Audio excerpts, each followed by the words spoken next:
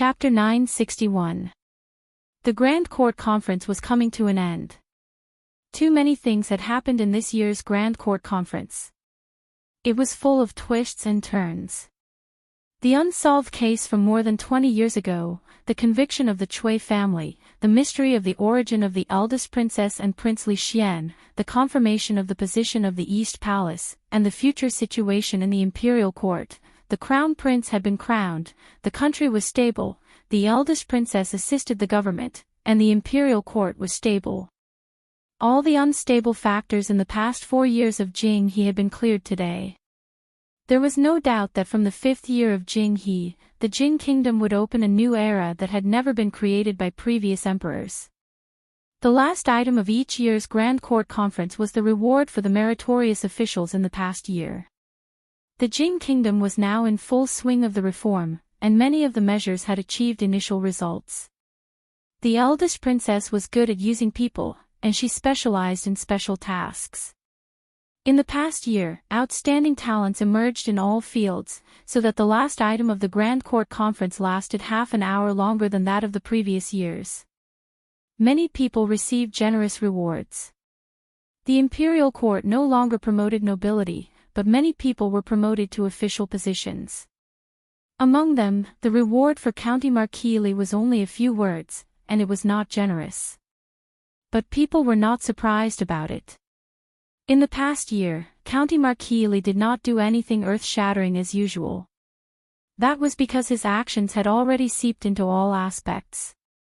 Up until now, in the imperial court, everyone knew that the Jing kingdom's current progress was mostly due to the eldest princess, and he was the person who stood behind the princess.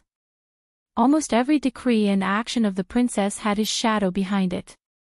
He had made great contributions, but he did not need to be rewarded. In terms of title, he was already a marquis at a young age. One more step was the limit that a foreign official could reach. In terms of official position, he was already a minister of the imperial court, a third-rank official. Although it was a nominal title, he had real power. In terms of relationship, he was the most favored official of the emperor. As long as the emperor was still alive, no one could touch him. The current crown prince, the future emperor, was his best friend. The officials could not imagine how close they were. The current princess, whose status was only below that of the crown prince, had always had an unclear relationship with him. Who was in front of whom, who was behind whom, who was at the top and who was at the bottom, these kinds of questions, in fact, could not be said clearly. He no longer needed to raise his status through promotions. Such a person had long since become a mountain that all officials and nobles could not surpass. Li Yi did not care about these rewards at all. In fact, he did not even remember what the eunuch had just read. Old foxes, they were all old foxes. He had thought that Li Xian would become the crown prince and then inherit the throne. Who would have thought that something like this would happen? Princess Emingsu had become Princess Emingsu again. Furthermore, she was assisted by Princess Emingsu.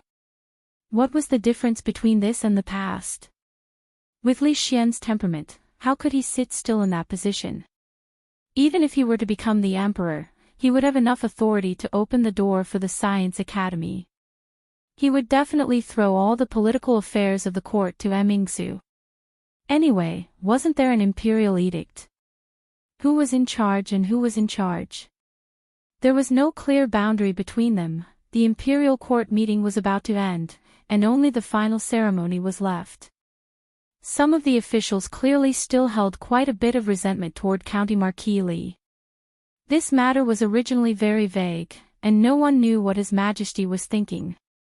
Before the imperial court session, they didn't dare to take any rash actions.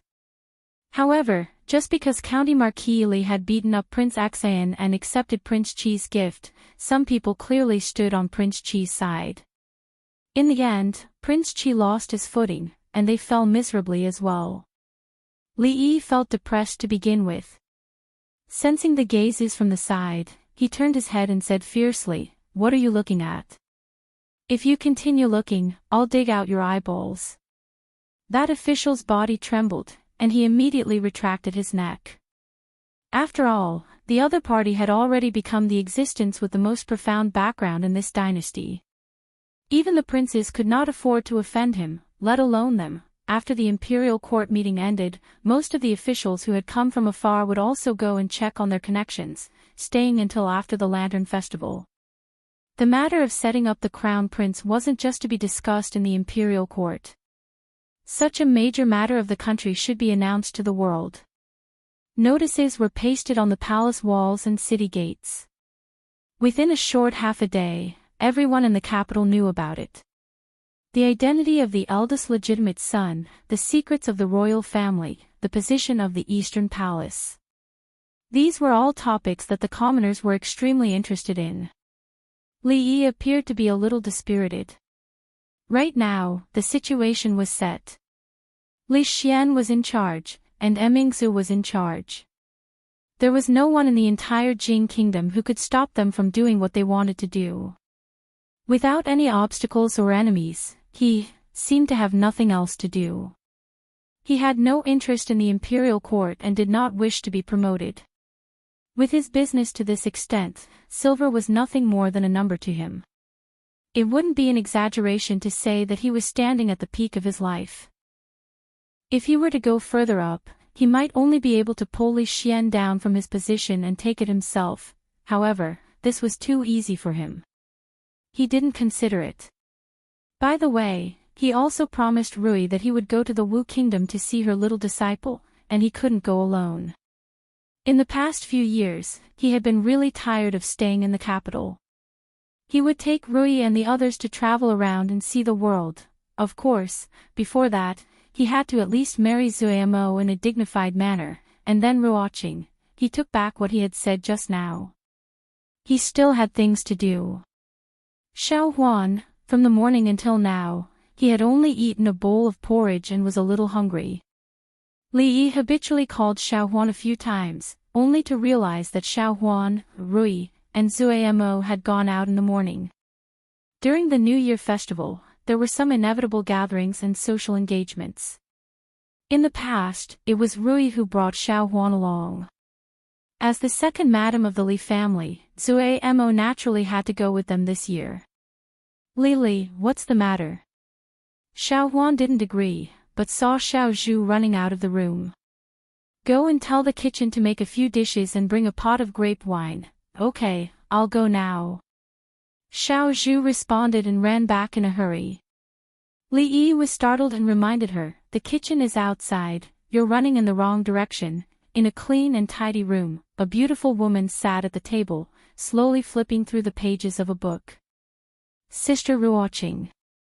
The sound of light footsteps came from the door, and the young girl knocked on the door and walked in. Ruoqing put down the book, turned to look at her, and asked, "What's wrong?" Xiao Zhu rolled her eyes and said, Li is hungry. He said he wants to eat the food cooked by Miss. Ruoqing got up and walked over, pinched her nose, and said, he wouldn't say that, it's you who wants to eat it, right? Xiao Zhu smiled embarrassedly, and said, I'm just thinking for him, after all, he also likes to eat the food cooked by Sister Ruoqing. Ruoqing shook her head helplessly, and said, you go play by yourself for a while, I'll go cook. Xiao Zhu smiled and nodded.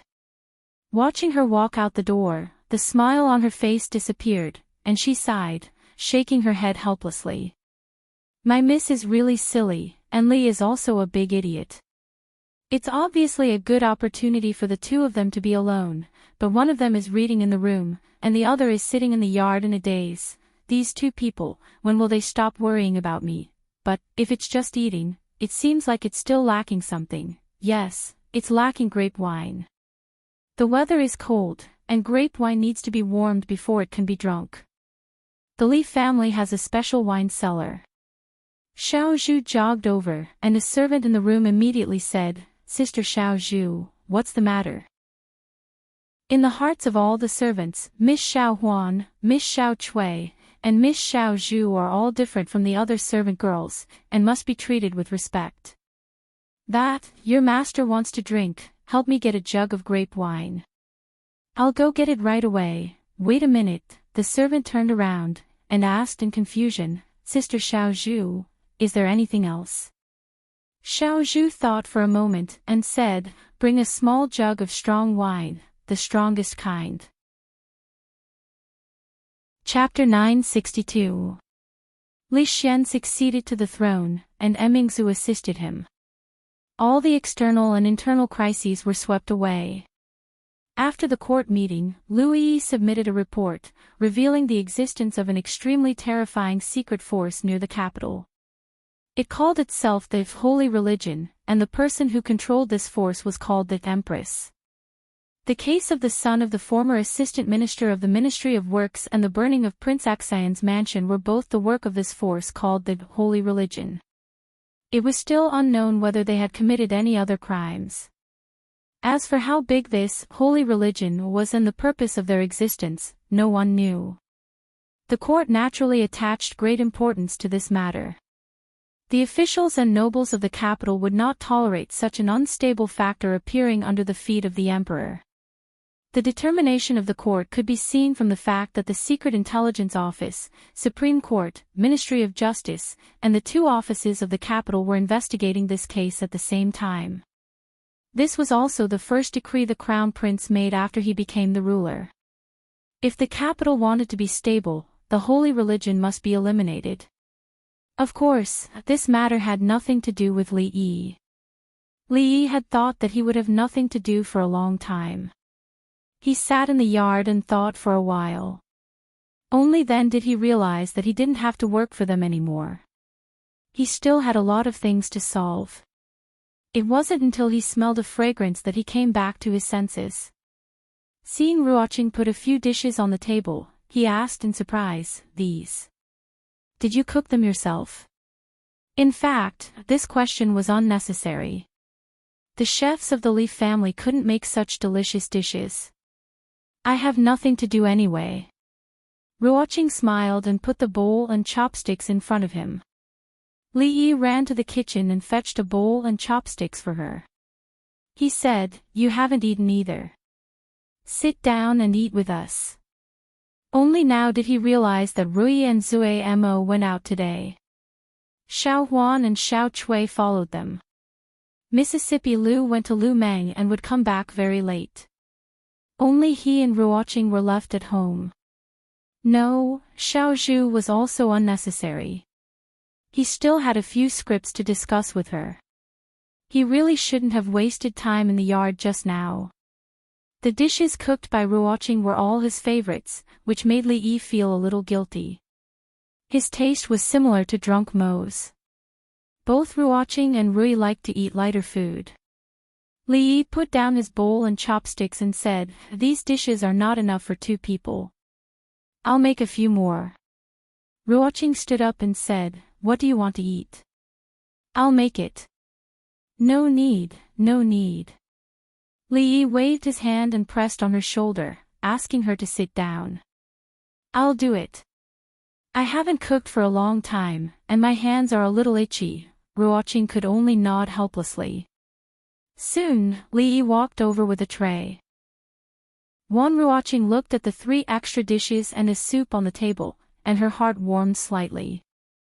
Then she shook her head and said, "There are so many dishes. The 2 of us can't finish them all. The wine is here."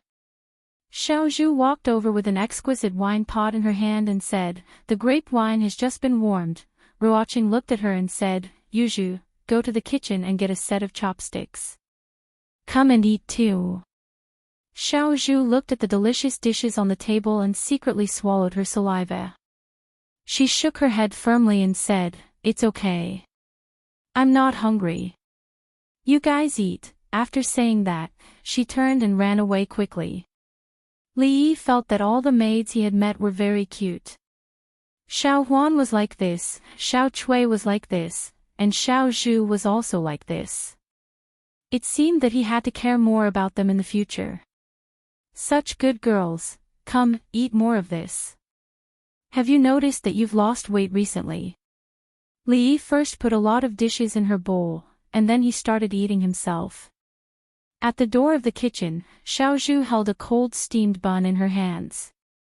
She fiercely took a bite and stared in a certain direction. Everyone outside is saying that Crown Prince Li Xian was the legitimate prince back then. Ruoqing suddenly raised her head and said while eating. Li nodded and said, yes, they're right. But I should call him Crown Prince Li Xian now. They also say that you and the Crown Prince and Princess are the three heroes of the capital. It's because of you that the Jing Kingdom has today. That's all nonsense. You can't take it seriously. You can't take it seriously. Ruoqing smiled and said, in the future, the Crown Prince will supervise the country and the princess will assist him. What about you? What are your plans? Li thought for a moment and said, I don't have any plans. But when that time comes, I won't have to go through so much trouble. I can live a stable life with you for a long time. The words with you guys made Ruoqing's face turn slightly red. Was it what she yearned for? Wasn't it a peaceful and stable life?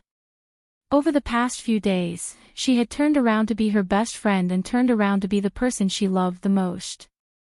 This was already the most stable and comfortable life she could imagine in her entire life. But why did she have to do all those things? She suddenly lowered her head, bit her lower lip, and said, I have a question to ask you. Li put down his chopsticks and looked at her seriously. Ruoqing was not drunk in Mo, nor was she Rui. She did not have so many tricks and thoughts. If she said she had a question to ask him, then there really was a question. She looked into Li Yi's eyes and asked, what if someone wants to take drunken Mo away and not let you live a stable life? Whoever wants to take drunken Mo, I will break his legs and sink him into the lake of the School of Mathematics. What if their power is very strong? Then I will break all their legs and sink them into the lake of the School of Mathematics. If one lake is not enough, I will dig another in the Academy of Sciences next door. If it is not enough, there is also the Women's College next door. What if that person is Crown Prince Li Xian? Li Yi looked at her in surprise, and then said, why does Li Xian want to take drunken Mo? Although he is the Crown Prince, believe it or not, I can still beat him until even his father can't recognize him. Ruoqing was silent. Li Yi looked at her and asked, why, you don't believe me? Ruoqing smiled, looked up at him, and said, I believe you. It was not that she didn't believe him, but because she believed him too much. She believed that he could sweep away all the obstacles he encountered. She believed that he had such an ability. She believed that he could do anything for drunken Mo, just as she believed that he could do these things for her. Even if they were facing the entire imperial court, the entire world. It was precisely because she believed that she could not let him do that. Li Yi looked at her clenched fists, and a trace of worry appeared on his face. He asked, what's wrong with you? I'm fine. Ruoqing smiled and said, it's a pity that drunken Mo is not here. If she heard these words, she would be very happy. Today, Ruoqing was a little strange.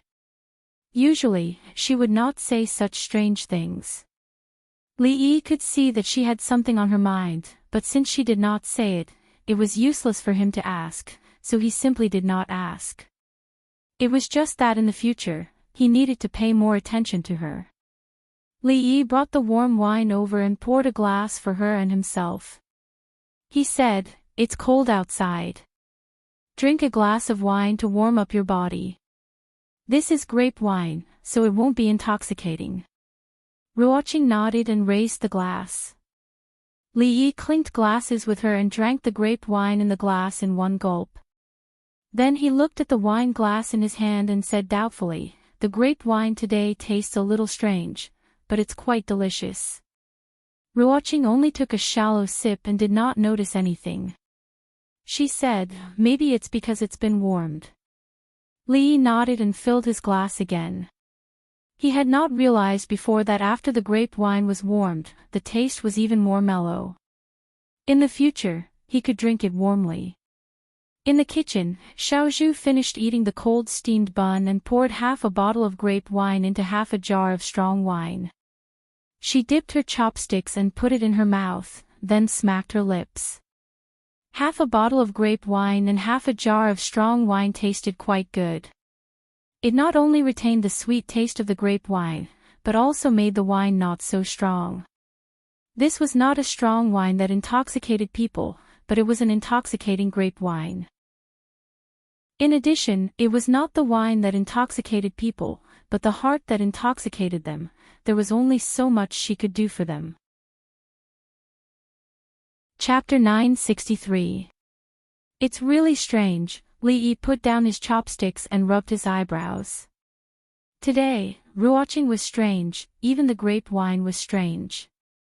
Usually, he didn't feel anything after drinking a whole pot, but today, his head began to feel a little dizzy after drinking half a pot.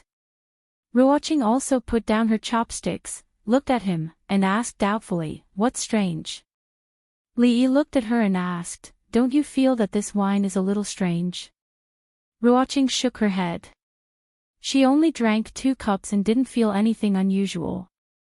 I'm full. I'll go back to my room and rest for a while." It was nothing to drink poorly, but it was a bit shameful to get drunk after drinking grape wine. Li Yi stood up, but his body couldn't help shaking. Ruoqing hurriedly stood up, supported him, and asked worriedly, "Is there anything wrong with your body?" Li Yi shook his head. "I just feel a little dizzy. I'll be fine after a sleep. Let me help you back to your room to rest." Li Yi did feel a little dizzy, but he didn't refuse. In the past, unless he drank the strongest wine, he wouldn't feel this way. Could it be that his insignificant alcohol tolerance was showing signs of regression? Ruoqing helped him back to his room and covered him with the quilt. Then she closed the door and slowly retreated. After cleaning up the mess on the table, when she returned to her room, she found that her door was closed from the inside. "Xiaozhu, are you in there?" No one would enter her room except for herself and Xiaozhu. Xiaozhu liked to sleep on her bed. In the past, when she was reading, she would sleep on her bed if she was bored. After knocking on the door several times, there was still no sound from inside. She thought that she should be asleep, so she didn't disturb her again. The door of Xiaozhu's room was locked from the outside, and the door of Zui Mo's room was the same. She had to walk back to that room again. In Ruoqing's room, Xiaozhu lay on the bed, shaking her legs and murmuring, "Sister, sister, it's up to you next." In Li Yi's room, Ruoqing covered the quilt that had been kicked aside by him and slowly sat down on the bed. She lowered her head to look at this extremely familiar face, and her gaze did not shift for a long time. At the entrance of the mansion, the 2 servants of the Li family bowed and said, "Second Mississippi." Mississippi Lu walked into the courtyard and went straight to the kitchen. This was a separate kitchen in the courtyard. As usual, she found warm food. There were dishes and wine. She curled her lips. He didn't even know how much he could hold his liquor, yet he drank such a strong liquor. She picked it up and weighed it in her hand. There was only half of it left, enough for him to sleep until tomorrow morning. He picked up his chopsticks and picked up a few mouthfuls of food. Then, he picked up the wine jar and took a gulp. His brows furrowed as he looked at the wine jar in his hand, deep in thought. It wasn't hard liquor. It tasted like grape wine, but not entirely. Surprisingly, it tasted pretty good. After finishing half a jar of wine, Zhang Xian walked out of the kitchen. Seeing that the door was open, he walked over leisurely. "At this time, I don't have to go through so much trouble. I can live a stable life with you for a long time." In the room, Ruoqing stared at him for a long time. Thinking of what he had just said, a smile appeared on her face. She slowly reached out and touched his face. What she wanted to live was a stable life with him, Zui Mo, and Xiaozhu. No one or anything could be an obstacle.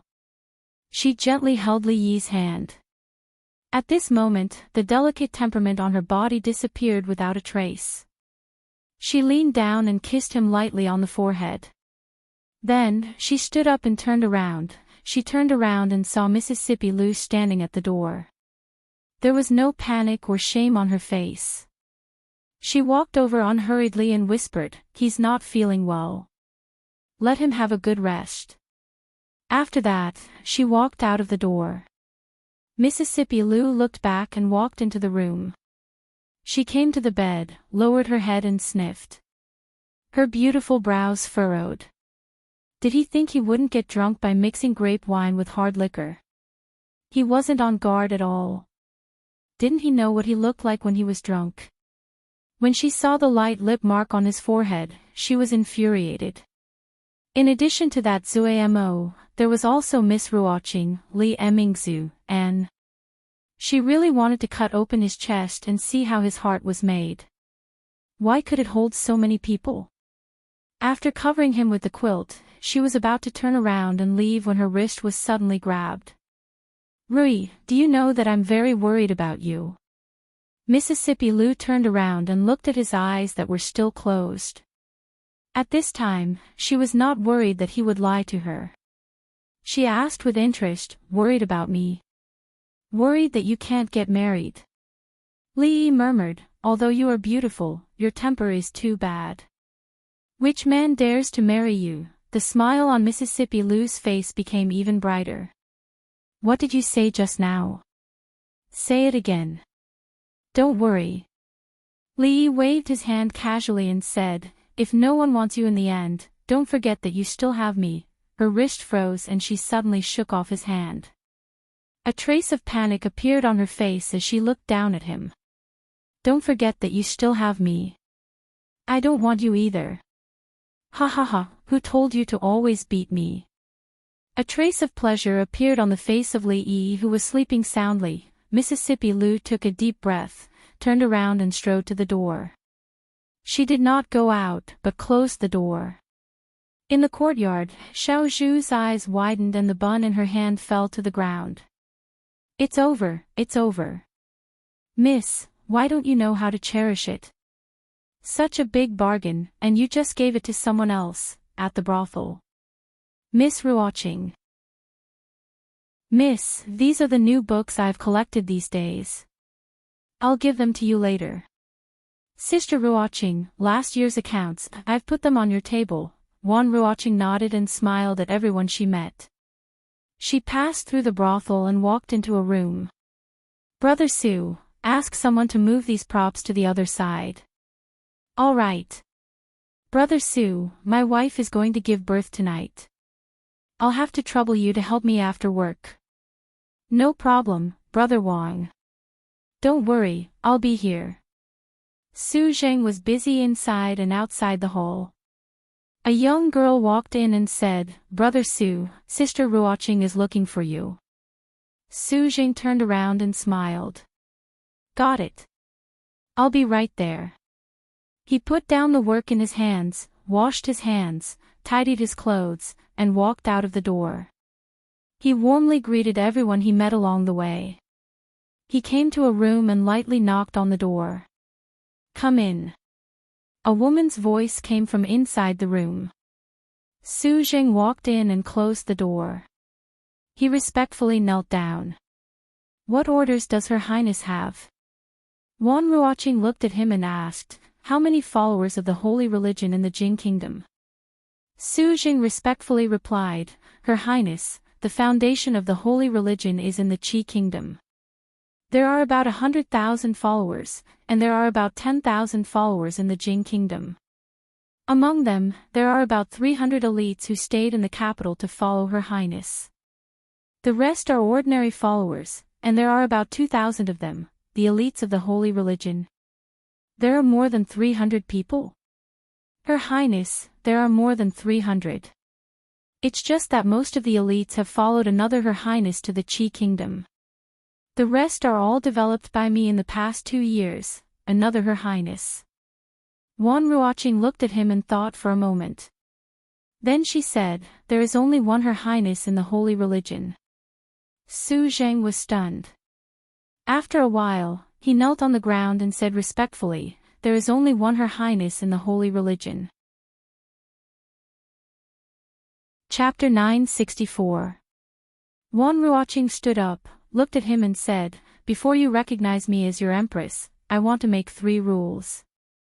Su Jing said respectfully, "Your Highness, please instruct us." First, all the followers of the holy religion are not allowed to kill or do evil. Without any hesitation, Su Jing nodded and said, "I will definitely pass on Her Highness' teachings to every disciple." Second, you are not allowed to call me Empress in public. Su Jing nodded.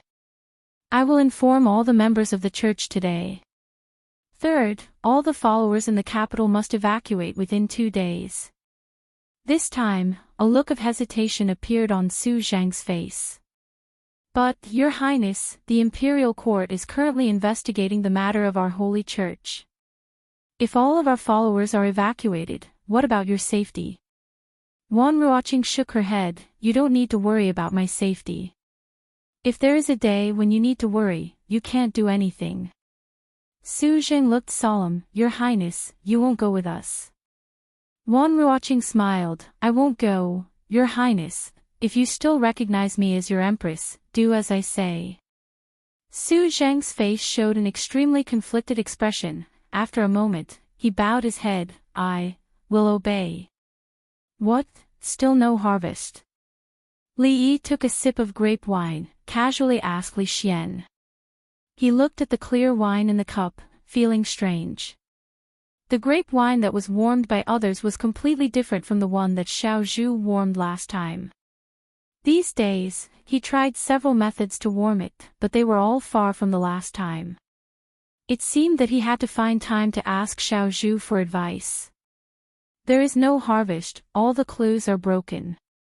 Li Xian was not in a good mood. This was the first case he handled after entering the East Palace. It was of great significance. If he messed it up, the crown prince would lose face. As the left emissary of the holy religion, Li Xian and Li Xian discussed the issues of the holy religion face to face, which made Li Yi feel a little strange. Being a spy to this extent was probably the pinnacle of what a spy could achieve. There were some clues at first, but when we followed the clues, all the people related to it had mysteriously disappeared. All the clues ended there. Li Xian shook his head and said, "It would be great if we could find their empress. She is the most important person in the holy religion." Putting aside the fact that the Taoist nun was currently in the Qi kingdom, even if she was really in the capital city, ordinary people would not be able to do anything to her. Ruoqing came over and refilled their teacups. In the past, Li Yi did not notice it, but after the busy new year, he found that there seemed to be a shortage of maids in the family. He should recruit a few more. At this time, Uncle Li came in from outside. Li Yi waved to him and said, "Uncle Li, recruit a few more maids in the next 2 days. There are not enough people in the family." Ruoqing thought for a while and suddenly said, "There is no need to go through so much trouble. There are many sisters in the brothel. They are clean and diligent. Why don't I pick a few of them and bring them here?" "That's good." Li Yi nodded. Suddenly, Li Xian thought of something and suddenly said, "Today, the secret intelligence unit caught an ordinary believer of theirs. He was originally a farmer in the suburbs of the capital city. I don't know how he became a believer of the holy religion. I don't know if we can get information about the empress from him." Ruoqing finished pouring tea and left. Li Xian took a sip of tea and stopped talking about the holy religion. He looked back and asked, "Miss Ruoqing, when do you plan to marry her?" Li Yi looked up at him and asked, "What about you? You are going to be the emperor soon, but you only have one empress. How many more do you plan to marry?" Li Xian looked at him with slight disdain. "It is enough for me to have Qin, unlike you, make a bet. Don't be too confident." Li Yi was waiting for the day when he would slap his own face. "Sure, I am not afraid of you." No one expected that there was such a huge and terrifying force under the feet of the emperor of the capital. Last time, dozens of powerful officials were kidnapped and the entire upper class of the capital was purged. With great difficulty, they finally settled down and allowed the majority of people to have a good night's sleep. In the blink of an eye, such a thing had happened. Many people, before they went to sleep, worried that someone would set them on fire after they fell asleep, or that someone would slit their throat in their sleep. The officials and nobles of the capital strongly condemned this extremely vile behavior and urged the relevant departments to solve the case as soon as possible so that the capital could see the light of day. The Ministry of Justice, the Secret Intelligence Unit, the Supreme Court, and other departments working together to solve the case were quite efficient. In addition, because the ordinary believers of the holy religion did not have a firm will, the court finally obtained a key piece of evidence. The portrait of the Empress. Whether or not the portrait was similar was not an easy task. In the vast sea of people, finding someone with a portrait was not an easy task. But at least there was a new clue, and this was already a breakthrough. Rui took Zue Mo to attend various occasions, and Mississippi Lu went to Lu Mang. These days, only he and Ruoqing were left at home. When he had nothing to do, he would sometimes play chess with her and discuss the script to kill time.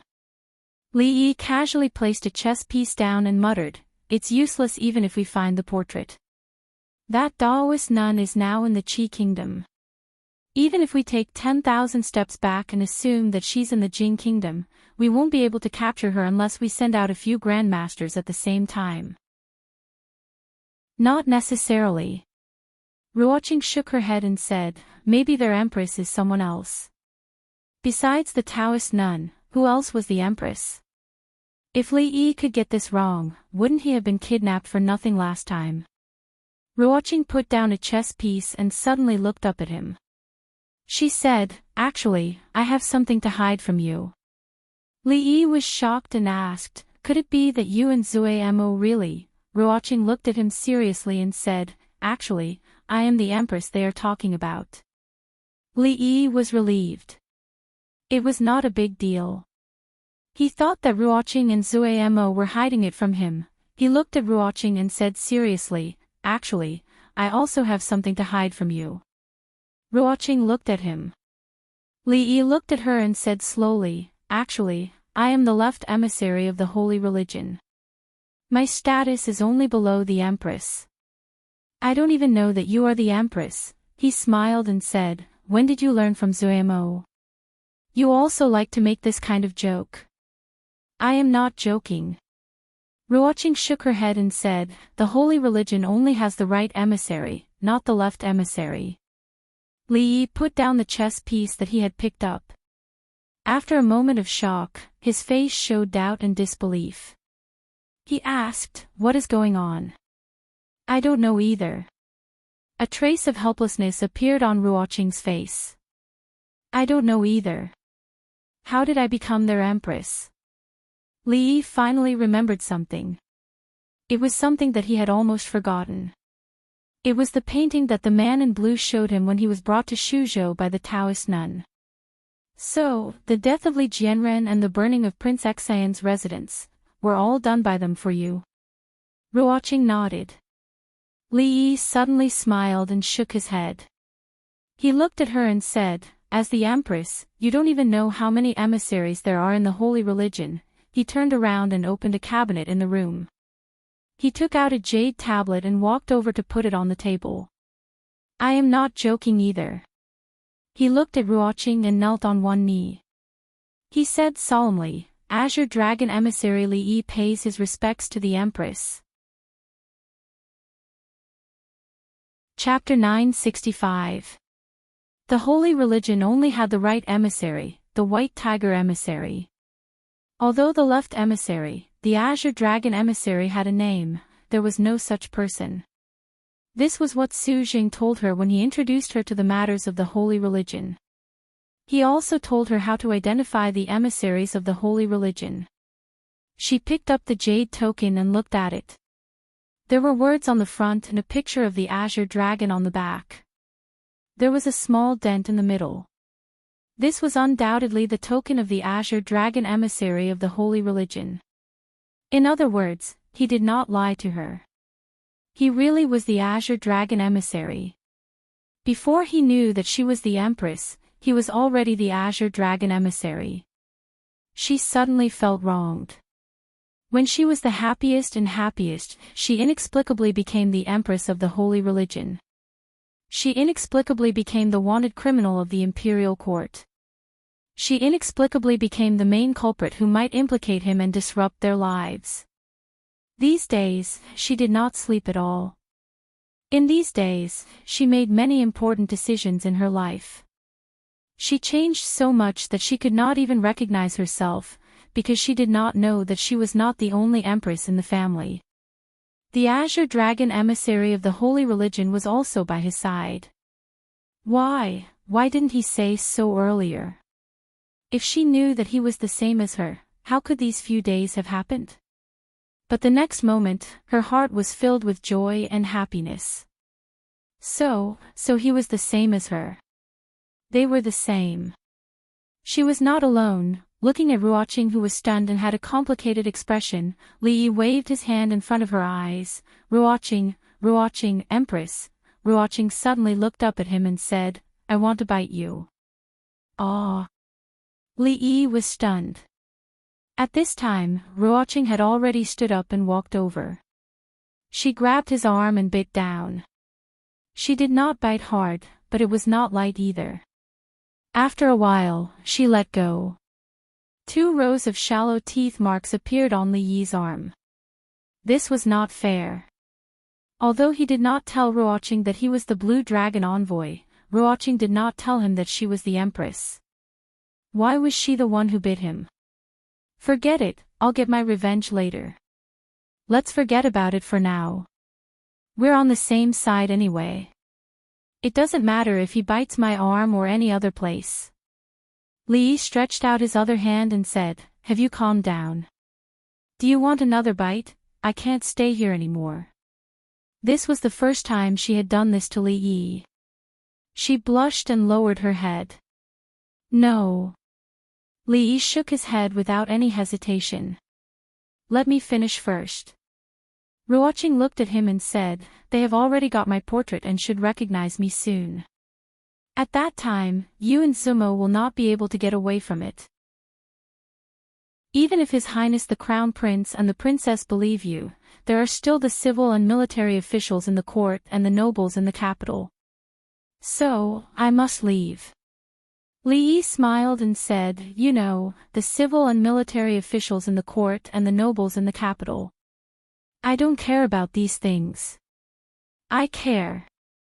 Ruoqing looked at him and said seriously, believe me, I can handle this matter.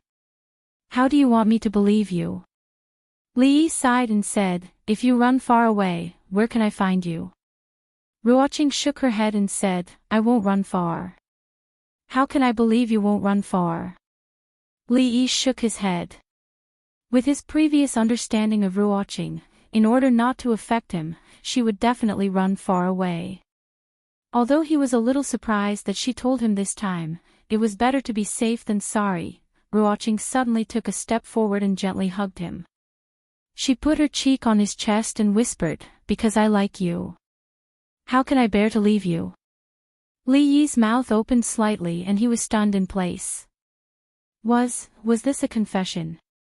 Not counting the Tsundere Loli, this was the first time in his 2 lives that a member of the opposite sex had taken the initiative to confess. But, how could this person be Ruoqing? Shouldn't this kind of trick be used by the domineering female alliance leader or the domineering empress?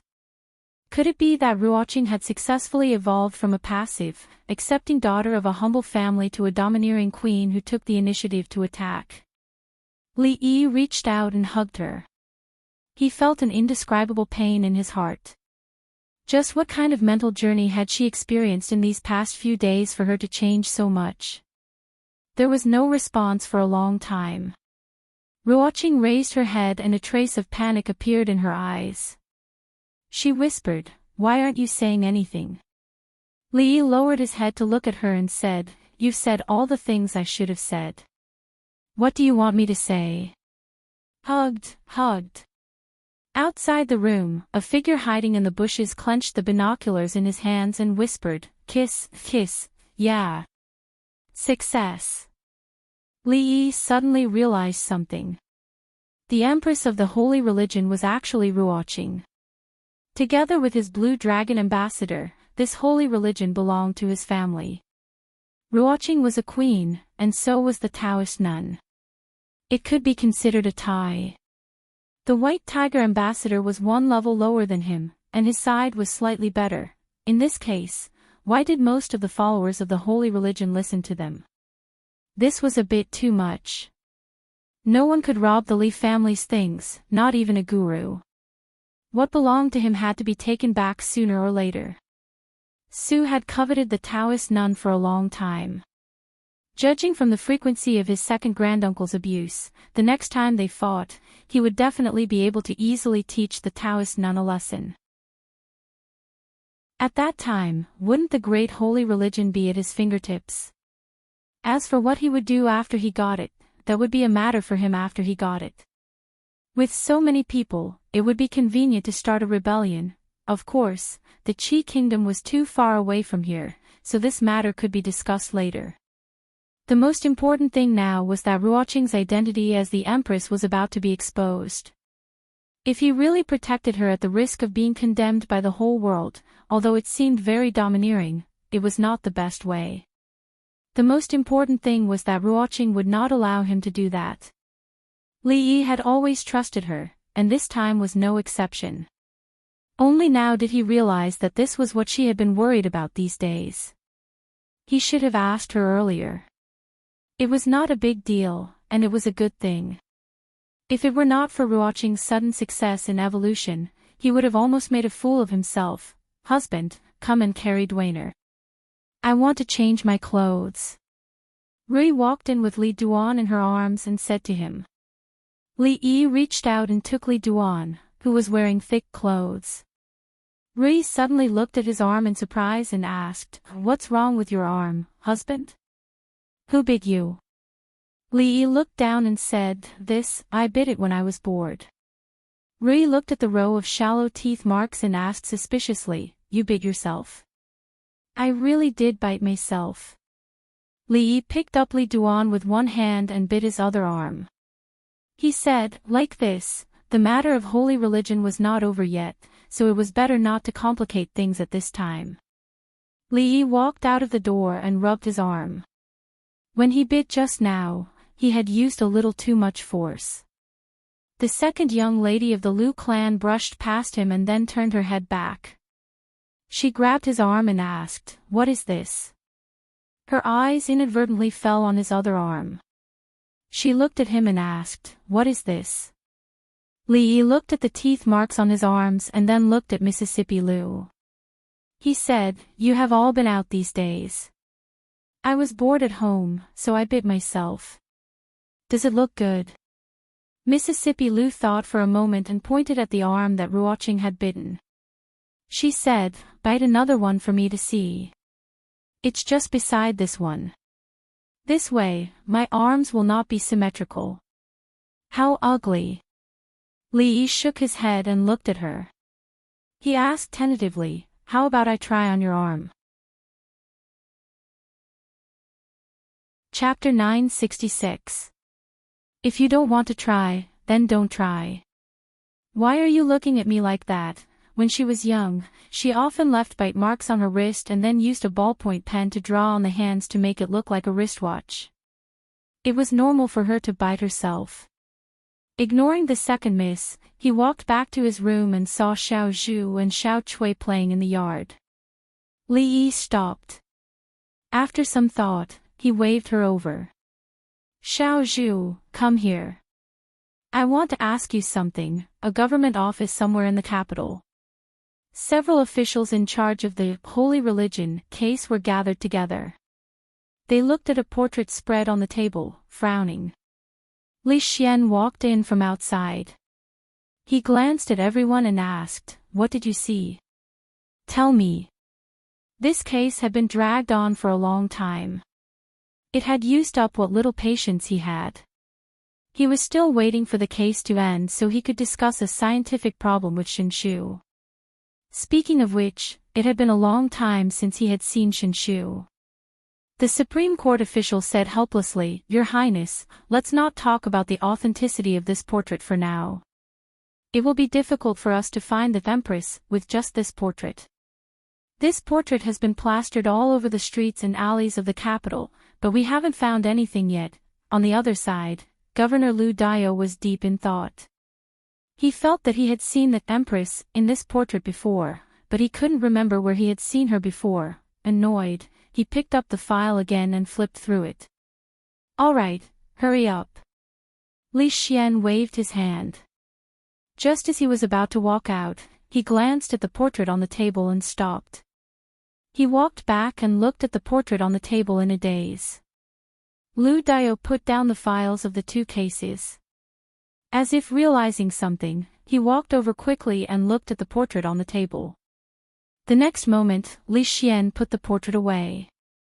"Your Highness, you..." The officials were confused. "I will take this portrait back and study it carefully. You are dismissed." He waved his hand, picked up the portrait, and left. All of the officials looked at each other in dismay.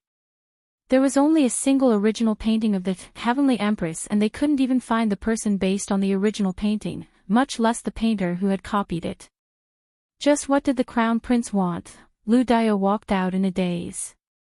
He was thinking about something that he had just figured out.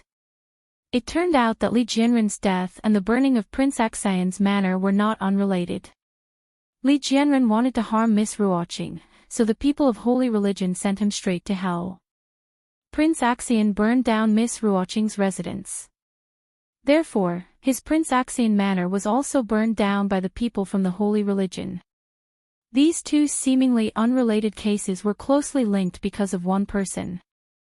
Only, Miss Ruoqing was the Empress. How was this possible?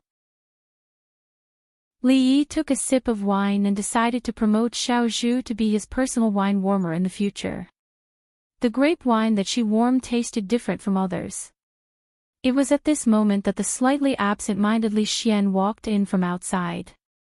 Li Yi poured him a cup of wine and said, "What's wrong? Isn't Emingzu the one handling the matters of the court? Why do you look so glum?" After Li Xian sat down, he sighed and handed the portrait to him. Li Yi opened the portrait and stood up abruptly, glaring at him and saying loudly, "Speak. Why is Ruoqing's portrait with you? You already have the Crown Prince's consort and Shinshu. Could it be that you still have designs on her? Are you still human?"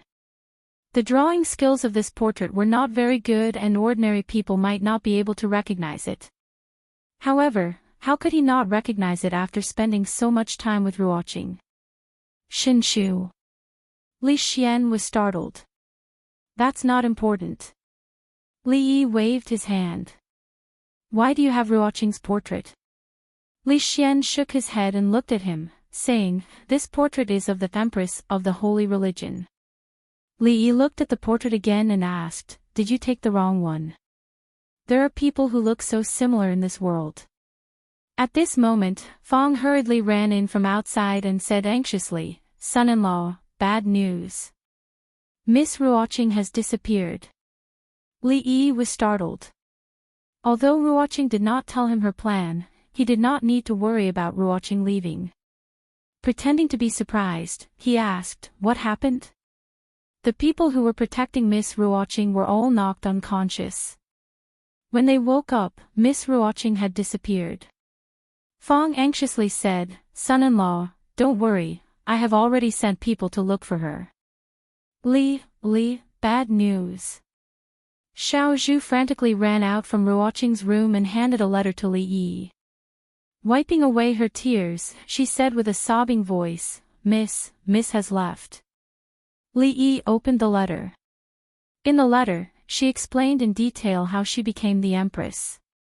Although this was not her original intention, in order to not implicate him and the Li family, the best way was for her to leave. Li Yi put down the letter and slowly sat down. After Li Xian looked over, his complexion changed. He shook his head and said, I didn't know. If I knew, I wouldn't have let them investigate. Xiao Zhu hugged Li Yi's arm and said with a sobbing voice, Li, what do we do? What do we do now? A servant of the Li family came over and said in a low voice, Marquis, a lord from the Ministry of Justice has come to visit. Li Yi waved his hand, let him in. Greetings to your highness, greetings to Lord Li. An official from the Ministry of Justice came in and respectfully bowed. Li Xian was annoyed. He glanced at him and asked, what's the matter? The official looked up and said in a low voice, Your Highness, our people have just found the identity of the woman in the portrait. However, the Empress and County Marquis Li, what do you mean? Li Xian said coldly with a sullen face, what are you people from the Ministry of Justice doing? If he says it's the Empress, then it's the Empress.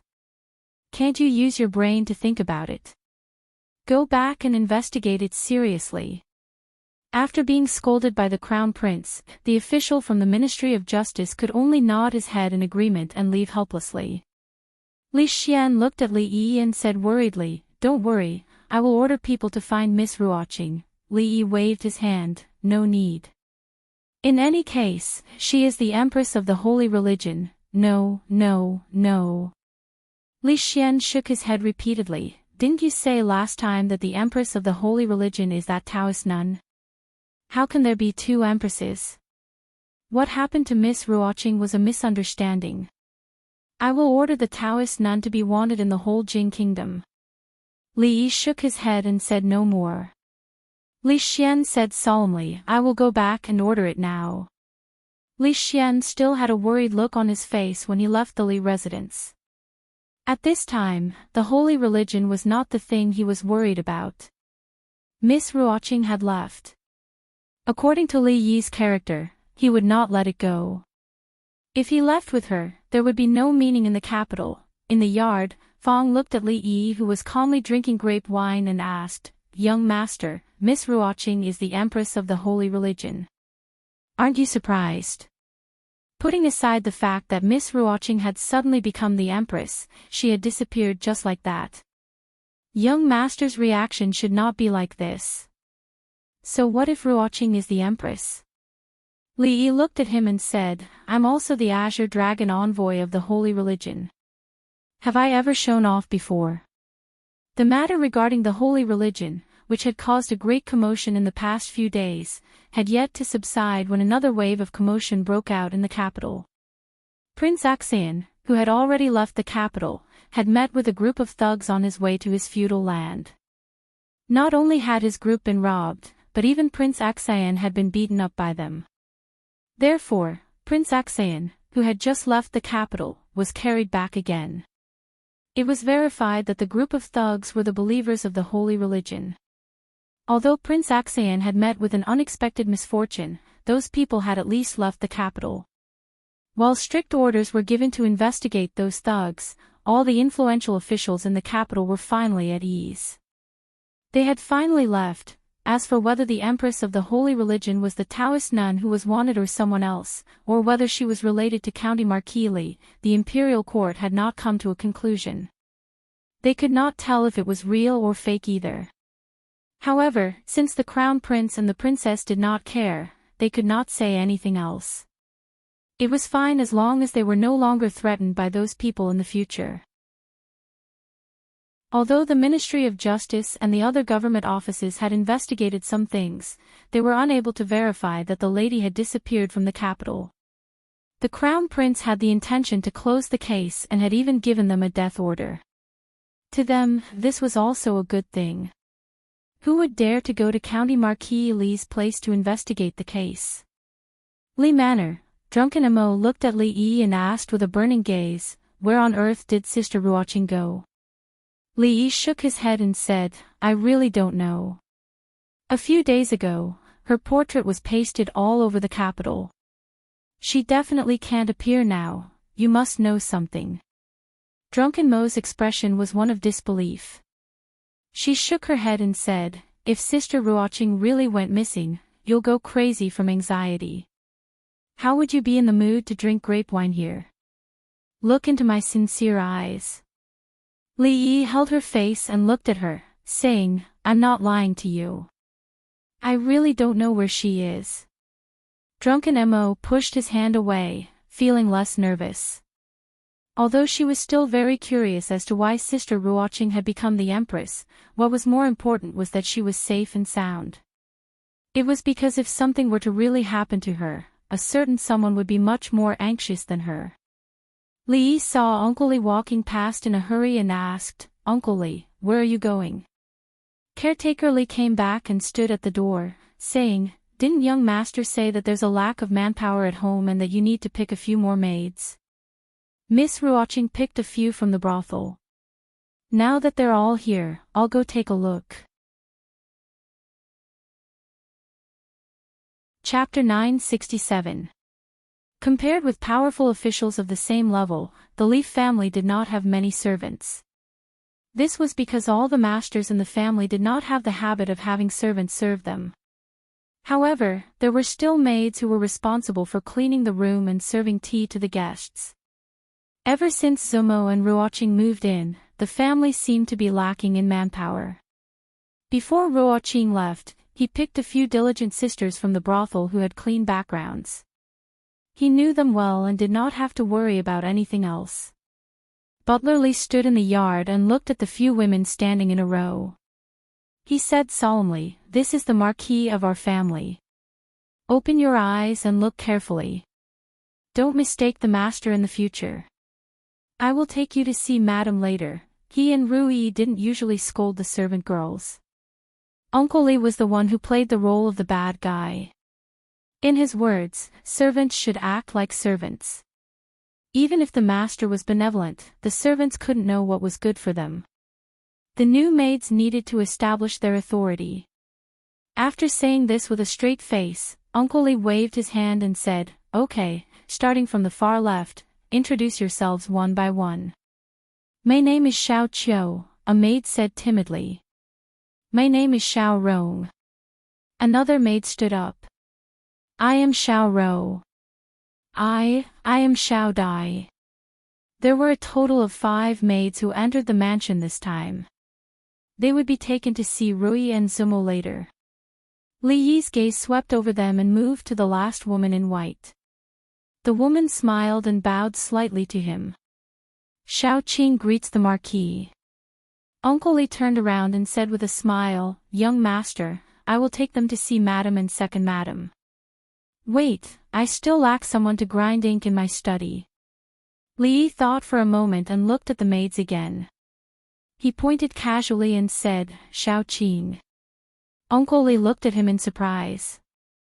Young master's study had long been taken over by the second miss, and the thing he usually did was bask in the sun in the courtyard. It was understandable that he lacked a servant girl to massage his shoulders and legs, but what kind of ink was he grinding for? However, the entire Li family was his. It was naturally not a problem to have a maid. Uncle Li looked at her and said, Xiao Qing, then you will follow the marquis from now on. The woman lowered her head and bowed again. Yes. This winter, it was likely that it would not snow at all. As the Lantern Festival approached, the weather began to warm up. By noon, there was not much chill. Yongning and Shaning took off their thick fur coats and played on the lawn. Li Yi sat to the side and leisurely roasted meat. The two finally got tired of playing and ran over to crouch beside Li Yi. They swallowed as they watched the golden oil drip onto the charcoal, making a sizzling sound. This is not normal. This is definitely not normal. Li Xian stood far away and looked at this scene. The worry on his face deepened. Mingzu turned to look at him and asked, How is it not normal? Miss Ruoqing has disappeared for 3 whole days. Li Xian counted with his fingers and looked at Li Yi. How can he be so calm and still have the mood to sit there and roast meat, and still have the mood to feed Shaning? Is this not good? Mingzu looked at him and asked, Do you want him to be depressed? Li Xian shook his head and said, Have you heard of an old saying? What old saying? Mingzu looked at him and asked, What old saying? Li Xian said in a low voice, if you don't explode in silence, you will perish in silence. Mingzu looked at him in confusion. Which ancient person said this? Lu Sun. Who is Lu Sun? The writer, thinker, and educator that Li Yi mentioned last time. Don't worry about who Lu Sun is. Li Xian shook his head and said, don't be fooled by his smile on the surface. Maybe in his heart. In short, he is very dangerous. The calmer he appears, the more dangerous he is. Then what is normal for him to do? Look for him. Li Xian said anxiously, he should be more anxious than anyone else. He has been looking for you all over the world. It's impossible for him to be as calm as he is now. Think about it. If you are lost, what will he do? When you go there later, don't mention misruaching, and don't mention holy religion.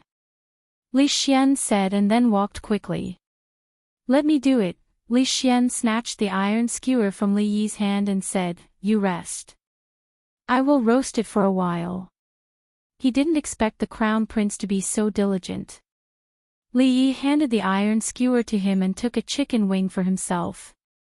Just now, he was focused on feeding the two greedy cats and didn't eat much. Put it down and don't move. Li Xian snatched the iron skewer from his hand and put the chicken wing on the plate with chopsticks. He said, it's more convenient to eat like this. Li Yi looked at him and suddenly asked, do you have something to ask of me? Li Xian shook his head violently. No. Really, you only have this one chance. I really don't. Li Yi shook his head. He didn't know what was wrong with him today. Just in case, it was better to stay away from him. After eating the chicken wing, he walked straight to the pavilion in the middle of the lake. The weather was good today. On his way back, he would catch 2 fish, one in soup and one in braising. Li Xian finished roasting the fish. When he turned around, he found that Li Yi was no longer by his side. He looked back and said in shock, Mingzu, stop him. He wants to jump into the lake. This is why I changed my clothes when I came back. Li Yi explained to Rui, Mississippi Lu, and Drunk Ink. After all, the clothes he wore when he came back were different from when he went out. It was Mingzhu's clothes. It would indeed cause a big misunderstanding. Those who didn't know better would think that he had done something dirty. It was just that when he was fishing, he subconsciously dodged Mingzhu's grasp. In the end, the fish ran away, and he fell into the lake. The lake water at this time of year was piercingly cold. If it weren't for Mingzhu bringing him a new set of clothes from the women's college next door, he would probably be frozen sick today. Of course, many of her clothes were gender-neutral, so he didn't look so out of place when he wore them. Although he had changed his clothes, he still looked a little disheveled. Rui helped him take off his coat and said, I've asked Xiao Huan to boil the water. Husband, go take a hot bath first. The lake water was dirty. It was time for a good bath. Although he was wearing Mingzhu's clothes on the outside, his underwear was still wet. Soaking comfortably in the bathtub, the water vapor rose. Li Yi closed his eyes, and the remaining chill immediately disappeared. The door creaked and slowly closed. Someone added hot water to the bathtub. Li Yi said, help me massage my shoulders. The figure who was about to walk out of the door stopped in his tracks. Not long after, a pair of soft hands were placed on his shoulders. The hands moved slowly on his shoulders. At a certain moment, Li Yi said, Xiao Huan, you don't need to massage here. Just massage the previous place. I don't know where Miss Xiao Huan used to massage before. Hearing the voice behind him, Li Yi opened his eyes and turned his head. He said in surprise, Ruo. Xiao Qing, why are you here? The woman behind him smiled a little embarrassedly. Dwainer was making a fuss. Xiao Huan went to comfort him and asked me to come and add water for her. Chapter 968. Xiao Huan, what's wrong? Did someone bully you? Xiao Huan had been listless for the past 2 days. Today, in half a day, Li Yi found that she was in a daze 3 times. When she sat alone at the stone table in the courtyard, Li Yi walked over and sat opposite her, asking with concern. No, Xiao Huan shook her head. She could not say that it was because the servant girl called Xiao Qing was too diligent and took away all the work that was supposed to be done by her. Moreover, the son-in-law seemed to treat that Miss Xiao Qing differently. This was the first time he allowed another servant girl to grind the ink for him, and also the first time he allowed another servant girl to rub his shoulders when he was bathing. These things were all done by her in the past. Li Yi looked at her and said in disbelief, really? The servant girl twisted her fingers together and looked at him pitifully. She asked, Son-in-law, do you not like Xiao Huan anymore? Li Yi did not know what the servant girl was thinking. Surprised, he got up and sat beside her. Pinching her face, he asked, who said that? Who said son-in-law doesn't like Xiao Huan? The servant girl said pitifully, but son-in-law doesn't need Xiao Huan to grind the ink, he doesn't need Xiao Huan to bathe. Li Yi then knew that she was actually jealous of Ruoqing. Ruoqing's identity as the Empress of Heaven had already been exposed. Although Li Xian did not let those people investigate further, but if she appeared in the capital with her original appearance, there would still be some trouble. So she ordered most of the followers of the holy religion to leave the capital, creating the illusion that the Empress of Heaven had already left the capital.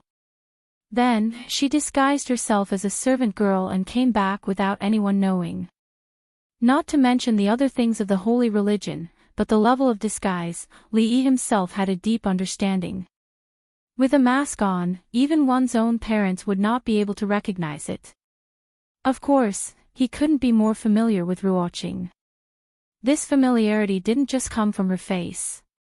On the first day he entered the mansion, he had recognized her at first sight. Knowing that she was Ruoqing, she naturally could not treat her like an ordinary servant girl, so she specially arranged for her to stay by her side, and arranged a room for her alone. Who would have thought that such a little difference would actually be discovered by Xiao Huan? Li Yi pulled her over and asked with a smile, are you jealous of little Qing? The little maid sniffled. Of course not. Li Yi leaned close to her ear and whispered a few words. Xiao Huan's eyes suddenly widened. She said in disbelief, how is this possible? How could Xiao Qing be? Have you forgotten that the son-in-law also has a mask like that? Xiao Huan was startled. Her face revealed a look of realization, and then she became a little embarrassed. If little Qing was Miss Ruoqing, then it wouldn't be a problem. Why would it be a problem if it was Miss Ruoqing? Even she couldn't understand it herself. If he didn't explain it clearly to Xiao Huan, who knew what she would think? The Li family was so big, and there were so many people. This matter, Li Yi didn't even have the time to tell Rui. If he showed any abnormalities, Ruoqing's efforts would be in vain. Second madam, what's the matter? The new servant girl of the Li family walked into a room and asked the woman in the room. Drunk Ink looked up at her and said, it's nothing much. I heard that little Qing is good at grinding ink. I was just about to write a few words and wanted to ask for your help. Little Qing walked to the desk and said with a faint smile, this is what I should do. There were not only the two of them in the room. When she was grinding ink, little Zhu sat on the other side of the desk with one hand under her chin, murmuring, where did Sister Ruoqing go? Little Cui jeered at the side, it must be that Sister Ruoqing thinks you are too annoying and doesn't want you anymore. Say it again, what's wrong with saying it again? You are just annoying. The two little servant girls quickly began to quarrel. Drunk Ink ignored them and looked at little Qing who was grinding ink. She asked, where is little Qing from? She grew up in the capital. Drunk Ink shook her head and said, little Qing is very much like a good friend of mine, but she grew up in Qing and Prefecture and only came to the capital 2 years ago. Little Qing smiled and did not speak. Drunk Ink asked again, Who else is in the family? Little Ching replied, only me. The two of them chatted like this. Not long after, Little Ching put down the ink and said, Second madam, the ink is ready. If there is nothing else, I will go down first. Drunk Ink crossed her arms and looked at her, asking, How long are you going to pretend for? Little Ching looked surprised and asked, Second madam, what are you talking about? Drunk Ink suddenly hugged her and put her hands on her chest. This is the feeling. Do you still want to pretend? Ruoqing's face was red and she hurriedly said, Drunk Ink, what are you doing? Let go of me. At this moment, her voice was very different from before. Not calling me second madam now. Drunk Ink looked at her with a proud expression and said, Little Chui, close the door. Hearing the young Miss's order, Little Chui immediately ran over and closed the door. Ruoqing's expression finally became flustered and she hurriedly said, Drunk Ink, what are you going to do? Don't do anything stupid. Drunk Ink looked at her and snorted. You even dare to lie to me, of course you will be punished according to the family rules. Hearing the words, family rules, Ruoqing's face became even redder. She looked at Little Zhu and said anxiously, Yuzhu, come help me. Little Zhu rolled up her sleeves and ran over, asking excitedly, Sister Drunk Ink, how do you want me to help you? Ever since Li Duan could walk steadily, he liked to walk, and Rui did not have to watch him all the time. Now it was approaching the Lantern Festival. For the Li family, the most important day of this month was not the Lantern Festival, but the happy event of welcoming Drunk Ink into the family at the end of the month. Rui handed over a booklet and said, This is the guest list written by Old Madam. Husband, take a look and see if anyone is missing. It's time to have someone write an invitation. Old Madam is familiar with this kind of thing. I don't think she will miss anyone. Li Yi looked at it and put it aside. Rui looked at him and asked again, Miss Ruoqing is gone. Husband, are you really not going to look for her? Li Yi was actually about to tell her about this matter, but he did not expect Rui to speak first. He said awkwardly, You may not know, but actually, Little Ching is Miss Ruoqing. Unlike what Li Yi had imagined, Rui's face did not show much surprise. She looked at Li Yi and said with a smile, I thought husband would hide this matter from me for a few more days.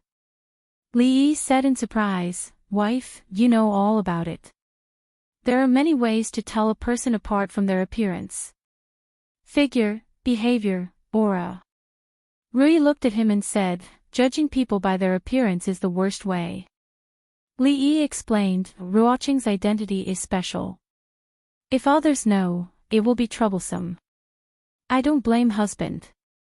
I know all this. Rui leaned on his shoulder and asked softly, But I don't know how many good sisters I have. Li Yi said in surprise, Wife, don't you only have one sister, Rui? Including Xiao Huan, there are only two. Rui shook her head and said, Other than Rui and Xiao Huan, there are also Sister Zumo, Sister Ruoqing, Sister Emingzu, and Sister Lin from the Qi Kingdom. It depends on husband whether there are any Sister Lin, Li Yi shuddered. He thought that spring was coming, but at this moment, he felt that the weather was getting colder and colder. The weather was getting colder. Keep warm and avoid catching a cold. Chapter 969. Never underestimate a woman. If she had the identity of a grandmaster in addition to being a woman, then she should not be underestimated even more. This was what Li Yi had learned from his own experience. In fact, I have long known about Miss Ruoqing's feelings for my husband. Rui leaned against his chest and said, In the past few years, from Qing and prefecture to the capital, such a large brothel has been taken care of by a woman. I can imagine how hard she has worked. If it were not for the fact that she already loves my husband to the bone, which woman would be willing to do this for a man? She does not want to be the empress who is respected by all. She only wants to be the little Qing who follows my husband. How can I not see it? There are not many women in the world who value affection and righteousness so much, but my husband has met all of them. Why is my husband so lucky? I want to bite you. Ruoqing's identity was no longer a secret to Rui and the others. But in the mansion, she still called herself Little Qin, and did all the things that a servant girl should do. After all, her other identity was a little too shocking. There was a bite mark of love on his neck in exchange for Rui's acknowledgement of Ruoqing. No matter how broad-minded Rui was, it was impossible for her to remain calm from beginning to end in this kind of thing.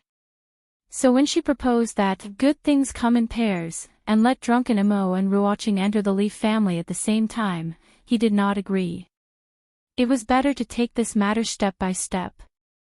While eating, Mississippi Lu, who was sitting next to him, glanced at him and asked, "What's wrong with your neck?"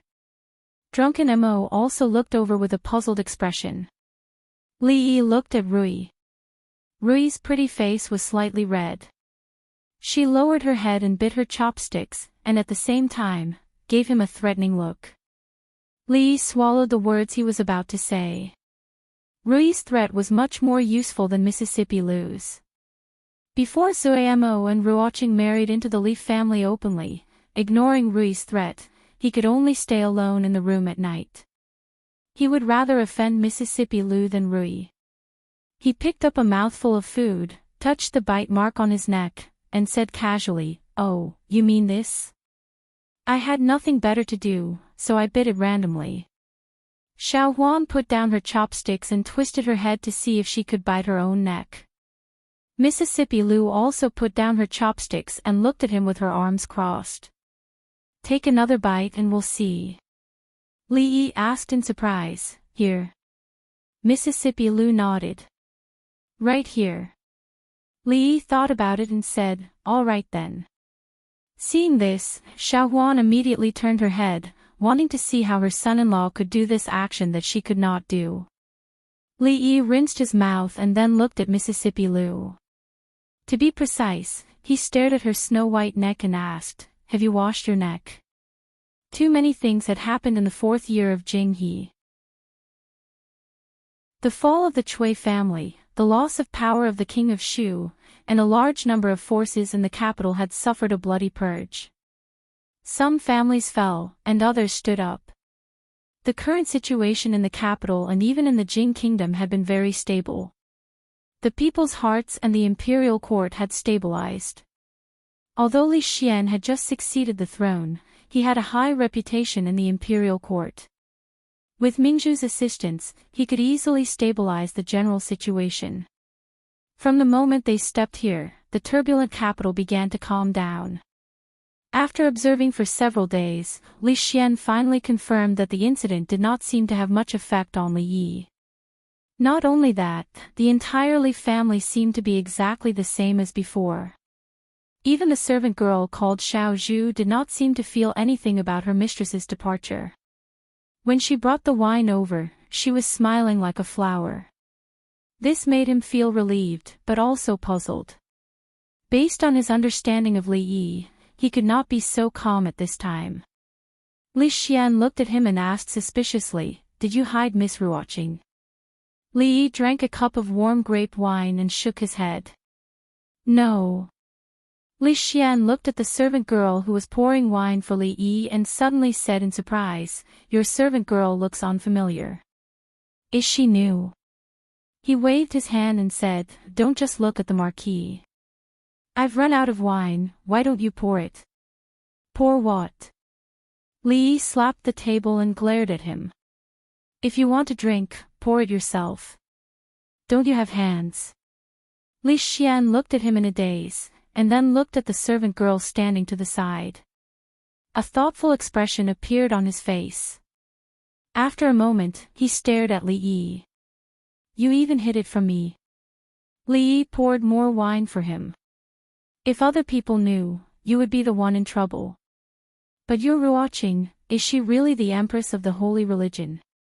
The dissatisfaction on Li Xian's face instantly disappeared. He asked with some excitement, "Is it like what she said in the letter?" "Correct." Li Yi nodded. "Tell me, Is there such a possibility? Li Xian looked at him, thought for a moment, and said, now there are two empresses of the holy religion. If we make Taoist none, he made a throat-slitting gesture and murmured, then this holy religion can be used by us. Didn't you say that the holy religion has 100,000 believers in the Qi kingdom? When the time comes, we can work together. That being said, Taoist nun was a grandmaster. Even if she couldn't beat them, she could still run. Moreover, she was in the Qi kingdom, surrounded by followers, and there were many masters among them. If they really fought force with force, the current Lu Meng would not be a match for her. It would not be easy to deal with her. It was slightly more difficult. Li Yi did not accompany Li Xian in his daydreaming. He asked, how is His Majesty's health? The winter this year was unusually cold.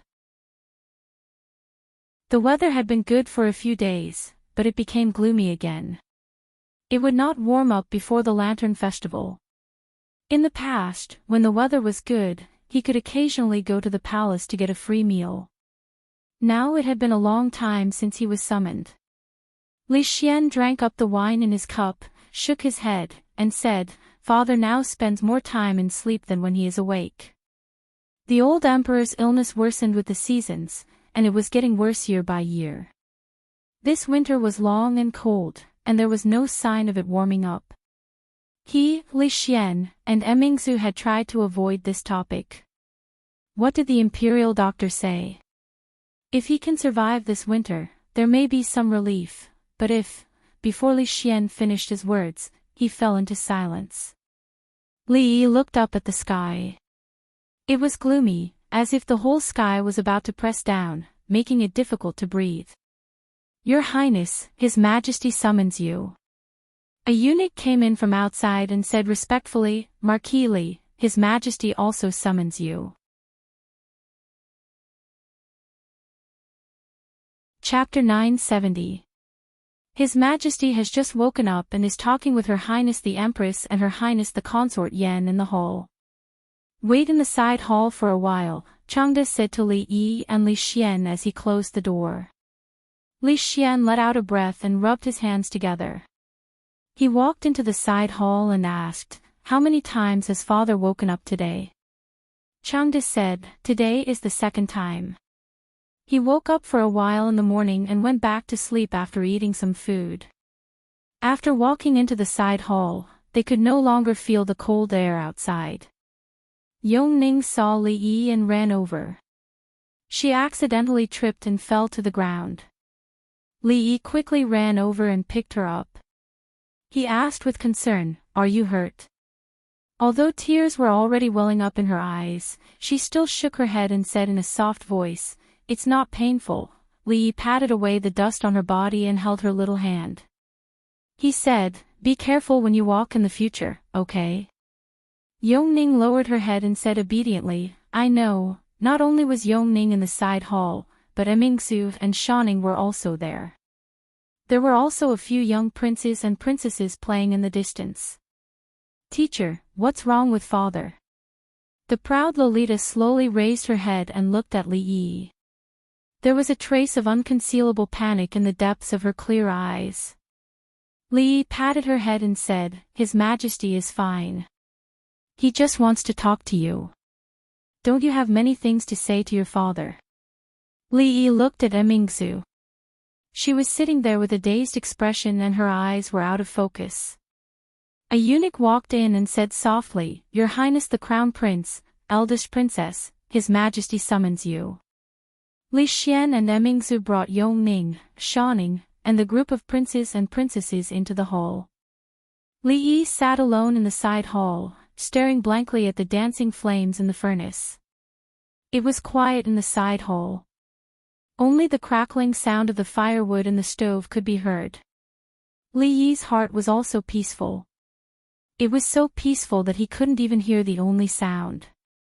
He had already vaguely guessed some things. After an unknown amount of time, perhaps a quarter of an hour, or perhaps an hour, Li Xian's voice rang in his ears. Li Yi looked up at him and realized that Emingsu, Yongning, and Shanning were already standing in front of him. Li Xian's eyes were a little red as he said in a low voice, "Father wants you to go." Li nodded, stood up, and walked out of the side hall. The cold wind blew against his face. He tightened his clothes. Changde had already opened another door and said, "Come in." When Li walked into the hall, the first thing he smelled was a faint fragrance. The fragrance of white fungus and lotus seed soup. He slowly walked to the bed and bowed. "This official greets, cough, no need." A weak voice came from the bed. Emperor Jing leaned on the bed, looked at him, and asked, "Have you eaten?" "Not yet." Li Yi shook his head. It was not time to eat at this time. Emperor Jing tilted his head to look and gestured, "Then eat here." Changde, help Shen up. A bowl of white fungus and lotus seed soup that had been cooked too well, and a few simple side dishes. Although they were simple, it was very intimate. In the early years of Jing He, in Ning Wang Fu, there were also these few side dishes and a bowl of white fungus and lotus seed soup that had been cooked too well. Jin still remember that day when you said that you had a stubborn disease that prevented you from being an official. A eunuch at the side wanted to pick up the spoon for him. Emperor Jing waved his hand with difficulty and picked up the spoon himself. He said, "Why did Jin not punish you for deceiving the emperor at that time?" Li Yi took a sip of the soup and shook his head. He smiled and said, "One who does not know is not guilty. Moreover, if your majesty had deceived the emperor at that time, no one would have saved your majesty that night. Everything is fate." Emperor Jing nodded and said with a smile, "Pour wine for Zhen." Li Yi poured himself a cup of grape wine and shook his head. He said, "Your Majesty, you have forgotten that you cannot drink wine." He took a sip of wine. Emperor Jing suddenly looked at him and asked, "Are you not afraid that the wine is poisoned?"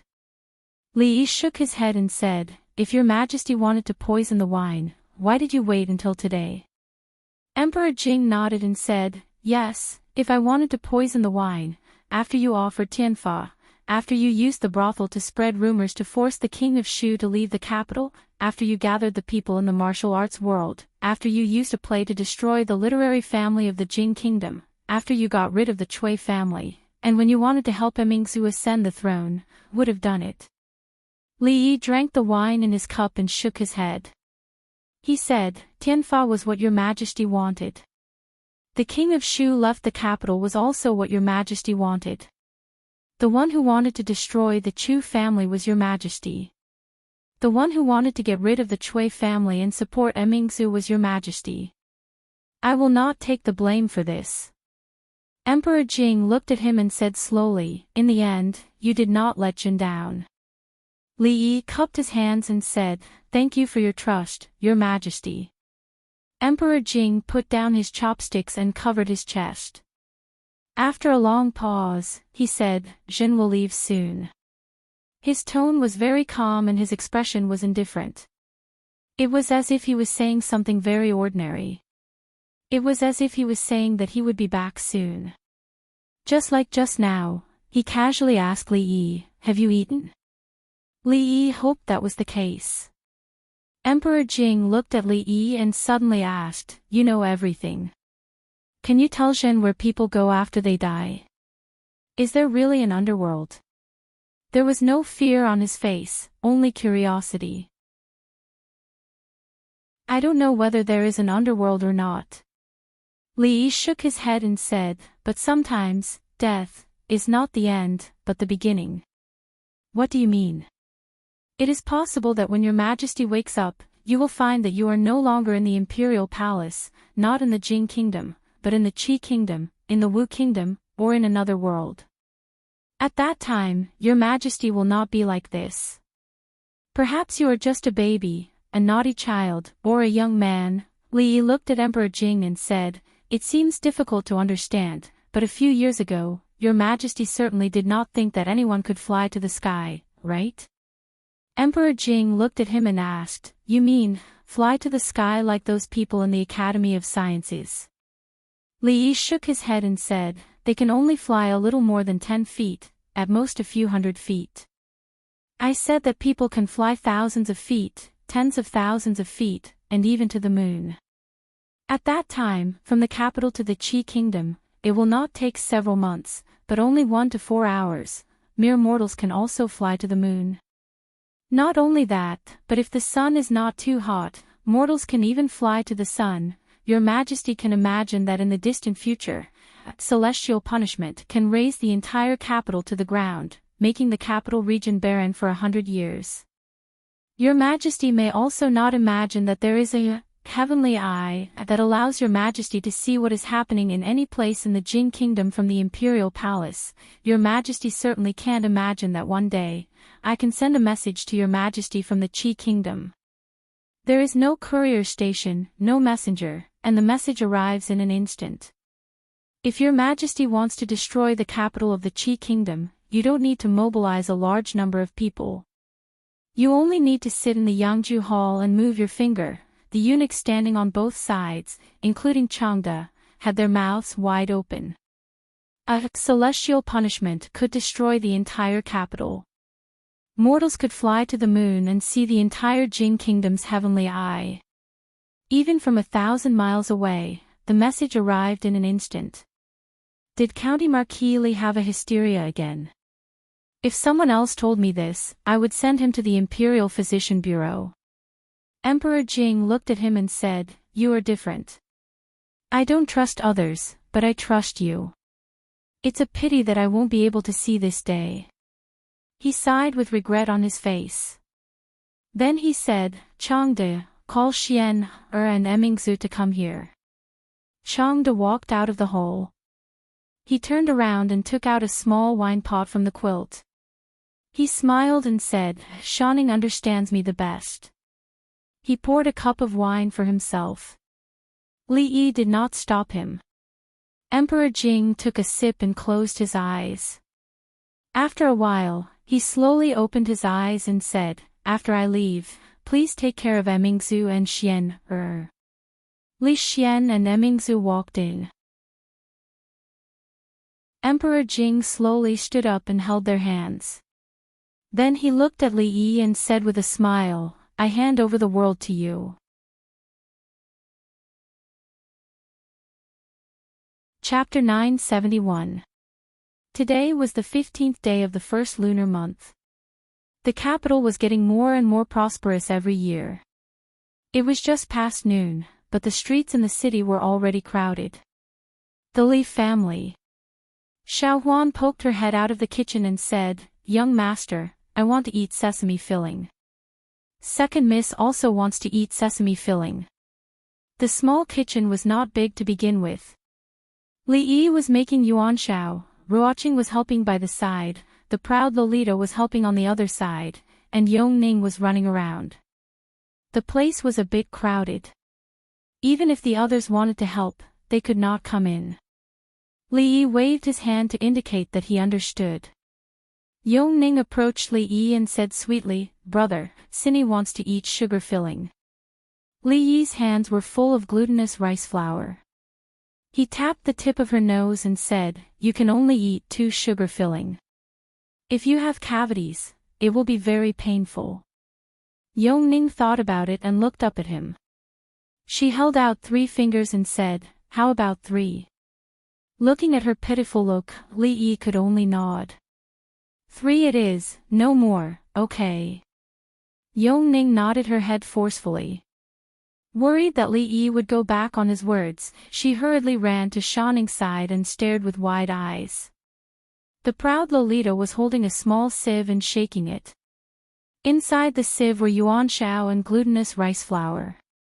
The yuanxiao shaken this way was round and round. She was never tired of this work. After shaking for a while, she slowly walked over and looked at Li Yi. She said, "Sir, can you make some bean paste filling? I will bring it to father when I return to the palace in the afternoon. Father loves to eat bean paste filling the most." Li Yi smiled at her and said, "Sister Xiaoqing is already preparing the filling. We will make it together later." The proud Lolita immediately became happy. Yongning walked to her side and looked at the small sieve in her hand. She whispered, "Sister, can I play with this?" Yuan Shao was to be eaten in the evening. It was still early. The 15th day of the first lunar month was the busiest day of the year in the capital city. Yongning and Shanning spent most of their time in the palace. They had to go back at night, so they couldn't miss this opportunity. After lunch, Li Yi took the two of them to the street. Compared to the crowds at night, it was much better during the day because the lantern show, fireworks, and other important events would only start at night. On the street, there were vendors selling all kinds of snacks, street acrobatics, and all kinds of mechanical gadgets. The two young ladies could not take it all in. Li Yi looked at the bustling crowd, the row upon row of shops, and the endless stream of hawkers on the street. He deeply felt that in these 2 years, the capital had changed a lot. He bought a sugar figurine for Yongning and Shouning that represented their zodiac signs and casually asked the old sugar figurine seller, "Sir, how's business today?" The old man grinned and said, "Business is good. In the past, it would take a day to sell, but today, it's all sold out in an hour." Li Yi looked at the sugar figurine in their hands and said with a smile, "Sir, your skill is good. The sugar figurine is so lifelike. It's not surprising that business is good. I think life at home must be good." The old man shook his head and said, "This old man has been selling sugar figurines all his life. It's only in the past 2 years that life has gotten better. If it weren't for His Majesty's compassion for people like us and reducing taxes 3 times, I'm afraid I would have frozen to death at home in the winter of the year before last." The shop assistant at the tea stall next to him curled his lips and said, "Old Zhang, you're still acting pitiful here. This year, a sugar figurine seller built new houses for his 2 sons and married new wives. Next year, your sugar figurine shop will be opening soon. Tell me, what's there to cry about?" The old man frowned and said discontentedly, "This old man has this year because of His Majesty's benevolent policy. It's not like I haven't experienced hard times. But Wang Erxiu, you brat, you got a good policy from the beginning." After the proud Lolita finished eating the sugar figurine, she licked her rosy lips and shook Li Yi's arm. She said, "Sir, I want more." Li Yi looked at Yongning on the other side and found that she was also looking at him eagerly. He nodded and looked at the old man selling sugar figurines. He said, "Sir, 2 more please." The old man took out 2 more sugar figurines. When Li Yi paid, he waved his hand and looked at Yongning and Shanning. He said with a smile, "Little girl, you're so handsome. Today is a good day. I'll give these 2 sugar figurines to them." Li Yi handed the sugar figurines to them and said, "Hurry up and thank the old grandpa." "Thank you, old grandpa, thank you, old grandpa," the 2 young girls said obediently.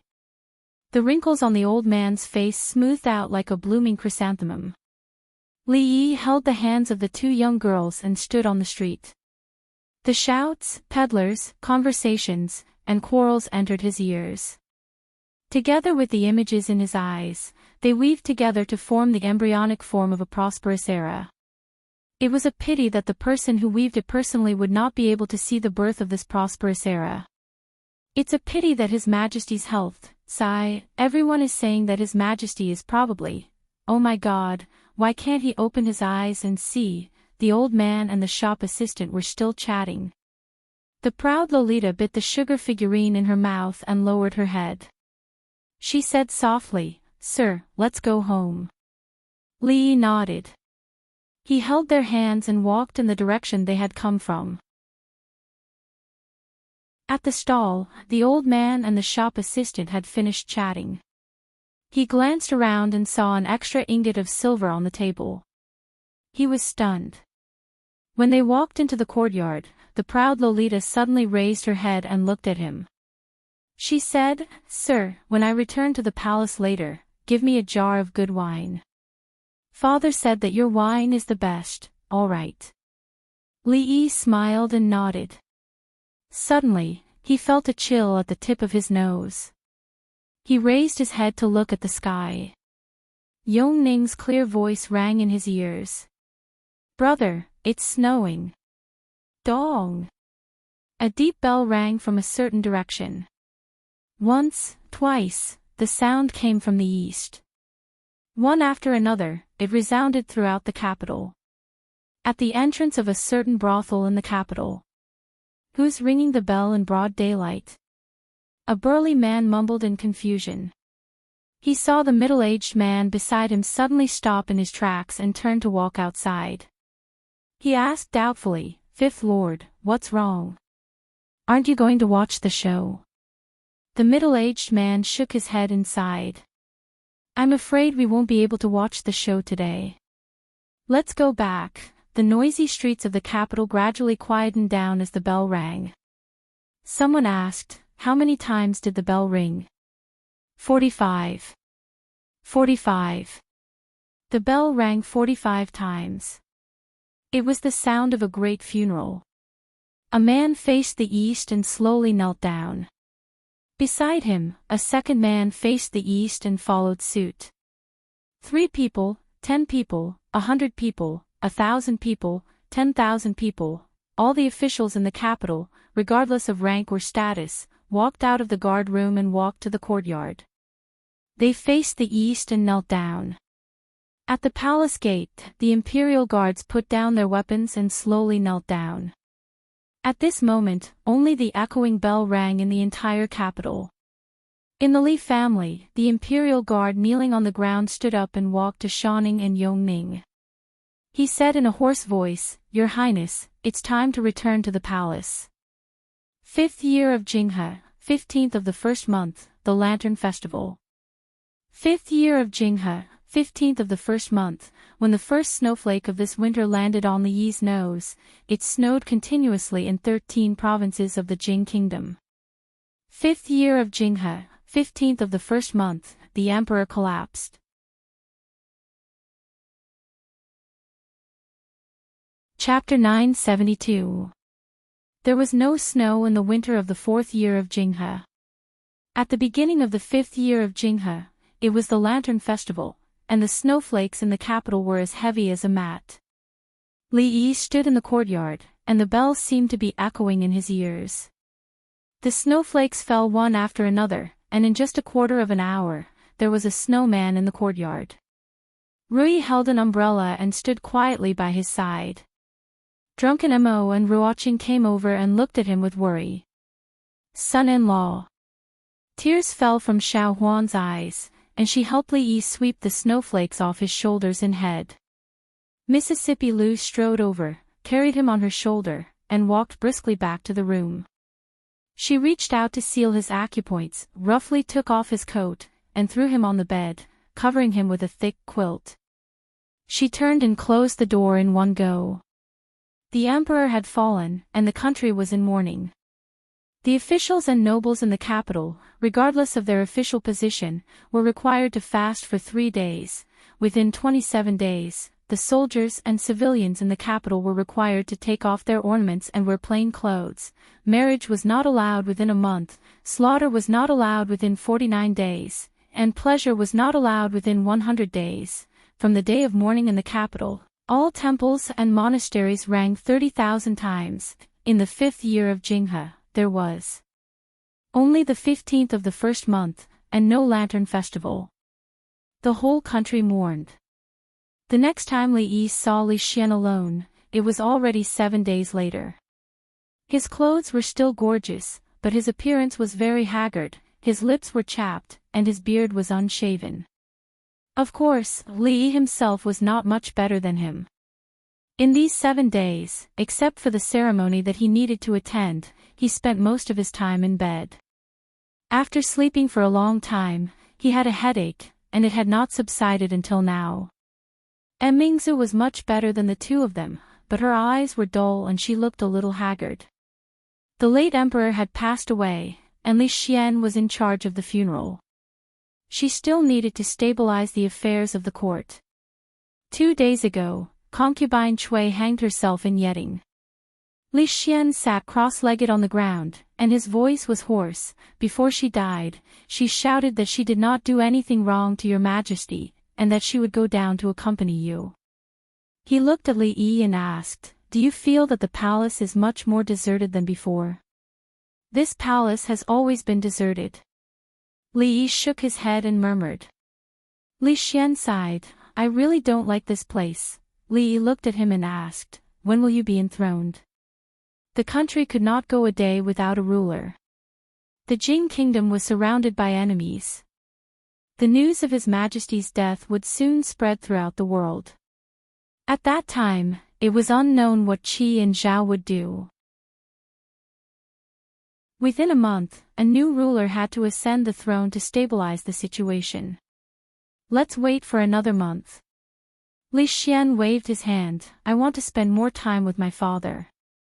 I haven't spent much time with him before." He turned to look at Emingzu and said, "I'll have to trouble Emingzu with the affairs of the court." As Li Yi walked out of the hall, a figure was about to enter. "Teacher," Li Han looked up at him and said in a low voice. Li Yi didn't know if it was an illusion, but he felt that Li Han was thinner than the last time he saw him. Li Yi patted him on the shoulder and raised his head to look around. Under the gray sky, the entire palace was filled with eunuchs and palace maids dressed in silk morning dresses and hurrying about with their heads lowered. It was indeed much more deserted than before. He didn't leave the palace directly, but walked in another direction. This was the imperial harem, and without the emperor's decree, foreign officials were not allowed to enter. But there was an exception. In front of a palace maid bowed respectfully and said, "Marquis Li, please wait a moment. I'll go inform her ladyship." Li Yi nodded and stood in front of the palace gate. Not long after, the palace maid came out and said, "Marquis Li, please come in." Li Yi walked into this slightly smaller palace and bowed slightly to a woman in palace robes sitting on a couch. "Greetings, her ladyship Yen." "Lord Li, no need to be so polite." There was a trace of tiredness between concubine Yan's brows. She held her forehead and pointed in a direction, saying, "They're both in their rooms. It's good for you to go see." Li Yi passed through a side door, and palace maids and eunuchs kept bowing to him. In front of a room, a palace maid said in a low voice, "Their highnesses haven't been sleeping well these past few days. They've just fallen asleep." "It's fine." Li Yi gently pushed open the door and slowly closed it. On a large bed in the room, two figures, one big and one small, were hugging each other. Even in their dreams, their brows were tightly furrowed. Li Yi walked to the side of the bed. His footsteps were very light and silent. The proud Lolita suddenly woke up from her dream. After seeing him, she was startled, and her eyes immediately filled with tears. She was wearing Hello Kitty pajamas and threw herself into Li Yi's arms. Tears flowed out of her eyes as she choked, "Sir, Father Emperor is gone. I'm so scared." Her voice woke Yongning up. Yongning, who was wearing sheep pajamas, crawled out of the bed. Her eyes were slightly panicked, and she grabbed Shaning with one hand and Li Yi with the other, not letting go. Li Yi sat on the side of the bed and held them in his arms. He whispered, "With Sir here, don't be afraid." He looked at the dark room and the tear-stained face in his arms. He helped her wipe away her tears and said, "Hurry up and put on your clothes. Sir will take you out of the palace." "Really?" The proud Lolita raised her head to look at him, and there were still traces of tears on her face. "Really?" Li Yi nodded. The proud Lolita left Li Yi's arms, lowered her head, and whispered, Then, sir, please turn around. I'm going to change." Not long after, Li Yi walked out holding the hands of the two girls. Concubine Yen stood up and slowly said, "Take them out of the palace. This is not a place for them to stay." Li Yi nodded, looked at her, and said, "Thank you, Concubine Yen." Concubine Yen waved her hand and walked into the depths of the palace. Taking Shanning and Yongning out of the palace only required concubine Yan's permission and a word from Li Xian. Concubine Yan did not have any objections. Li Yi asked a eunuch to bring a message to Li Xian, and then he took them out of the palace. When he walked out of the palace, he looked back. Thick, dark clouds gathered above the palaces, and the pressure made it hard for people to breathe. Concubine Yan was right. This deep palace was indeed not a place for them to stay. Birth, old age, sickness, and death. This was a law that no one could escape. Heaven was unfair.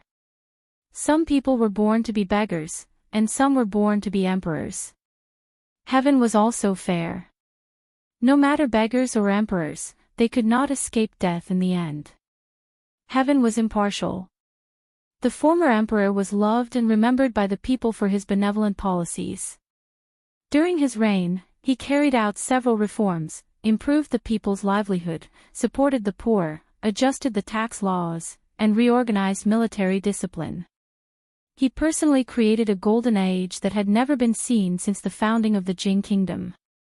Now that the former emperor had passed away, the golden age had ended, and the whole country was grieving. In a month, the new emperor would be enthroned, and that would be the beginning of a golden age. A new golden age. Foreign Affairs, Chapter of Emperor Jing. On the 15th day of the first lunar month in the 5th year of Jinghe, it snowed continuously in 13 states of the capital region, and the emperor passed away in the Hall of Healing. At the entrance of the emergency room of Shijing City Central Hospital, China. A little girl of about 5 or 6 years old had tears in her eyes. She held a woman's hand and sobbed, "Mom, I'm sorry. If it weren't for me, Dad wouldn't have died." The woman squatted down and gently wiped the tears from her eyes. She said, "Xiao Yi, don't cry. It's not your fault." The door of the emergency room suddenly opened, and a few doctors in white coats came out. The beautiful woman immediately stood up and asked with a worried face, "Doctor, how is he?" "He's out of danger for the time being." The doctor walking in front said, then shook his head and said, "The patient's head was hit, and he's still in a coma. If he can wake up within 24 hours, he'll be fine." "If he doesn't wake up," the woman asked in a trembling voice, "what if he doesn't wake up?" "Please be mentally prepared," the doctor said. The doctor said, and the woman fell back to her seat.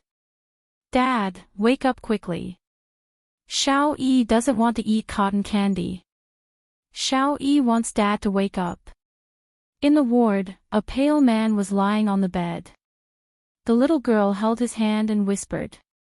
The woman pushed the door open and came in. She squatted down and picked her up. She said, "Xiao Yi, get ready to go to school." Xiao Yi doesn't want to go to school. Xiao Yi wants Dad to wake up. The little girl shook her head and said stubbornly, "Dad has been sleeping for a month. Why hasn't he woken up yet? Adults can't stay in bed." The woman turned her face away so that the child wouldn't see her tears fall. She took a deep breath and said, "Xiao Yi, Dad will sleep for a long time." "Mom, you're lying." The little girl raised her head and looked at her stubbornly. She said, "I saw Dad's fingers move just now. He's going to wake up soon." "Xiao Yi." The woman's face sank for the first time. Seeing the tears in the little girl's eyes, she could only sigh and pick her up. She said softly, "Xiao Yi, let's go to school, okay?" The little girl choked and said, "Mom, Xiao Yi didn't lie. Dad's fingers really moved." The woman closed her eyes and looked at the man on the sickbed for a long time. Then she turned around and walked out of the ward with the child in her arms. "Where is this place? Who are you?" As she stepped out of the ward, a weak voice suddenly came from behind her. She turned her head in disbelief and looked at the man sitting on the sickbed. The man on the sickbed looked at her with the same disbelief and unconcealable surprise. He blurted out, "Liang Fei. Dad." The little girl broke free from her mother's arms and ran to the sickbed, throwing herself into the man's arms. Xiao-yi, be careful. The woman's face changed and she hurried over. Yongning. The man looked at the little girl in his arms and murmured. His face suddenly showed a painful expression. He grabbed his head and growled in his throat. The woman's face changed greatly and she asked, "What's wrong with you? Where are you feeling uncomfortable?" Doctor, doctor." After a while, the man put his hand down from his head. He looked at the woman and shook his head. He said, I'm fine." "How can you be fine?" The woman's face became more anxious. She said, "Check again." "I'm really fine." The man got off the sickbed and held the little girl in his arms. He took a deep breath and said with a smile, "I haven't felt this good in a long time. So that brat didn't lie to me." He murmured in a low voice and looked at a small box in the ward. There was a figure moving inside. "Is this television? Are you really fine?" The woman looked at him suspiciously. The man looked at her and said with a smile, "I'm really fine." "If you're fine." The woman narrowed her eyes and looked at him.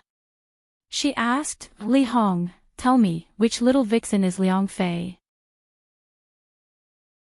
Unbelievable, this kind of thing can actually happen. Miracle, it's really a miracle. In the hospital, a group of old men held examination reports in their hands and surrounded a middle-aged man, clicking their tongues in wonder.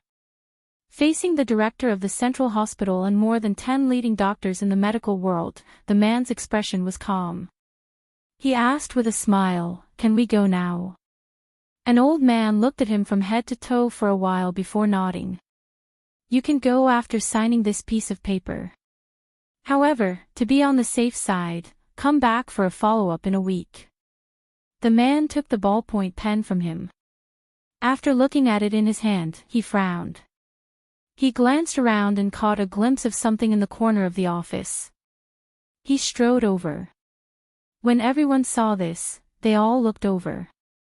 He picked up a writing brush, dipped it in ink, and wrote down his name. Good writing. At that moment, an old man's eyes suddenly lit up. He looked at him and asked, "May I know which leading master in the calligraphy world is this gentleman's teacher?" "Li Yi." After smiling, the man picked up the little girl with one hand and the woman with the other, and strode away. "Li Yi." The old man stroked his beard and said doubtfully, "I've never heard of him." Walking out of the hospital, the man looked at the towering buildings and the iron shells shuttling on the streets. His face showed shock. "When did you learn to write with a brush?" The woman turned her head and looked at him in surprise. She asked, "Why didn't I know?"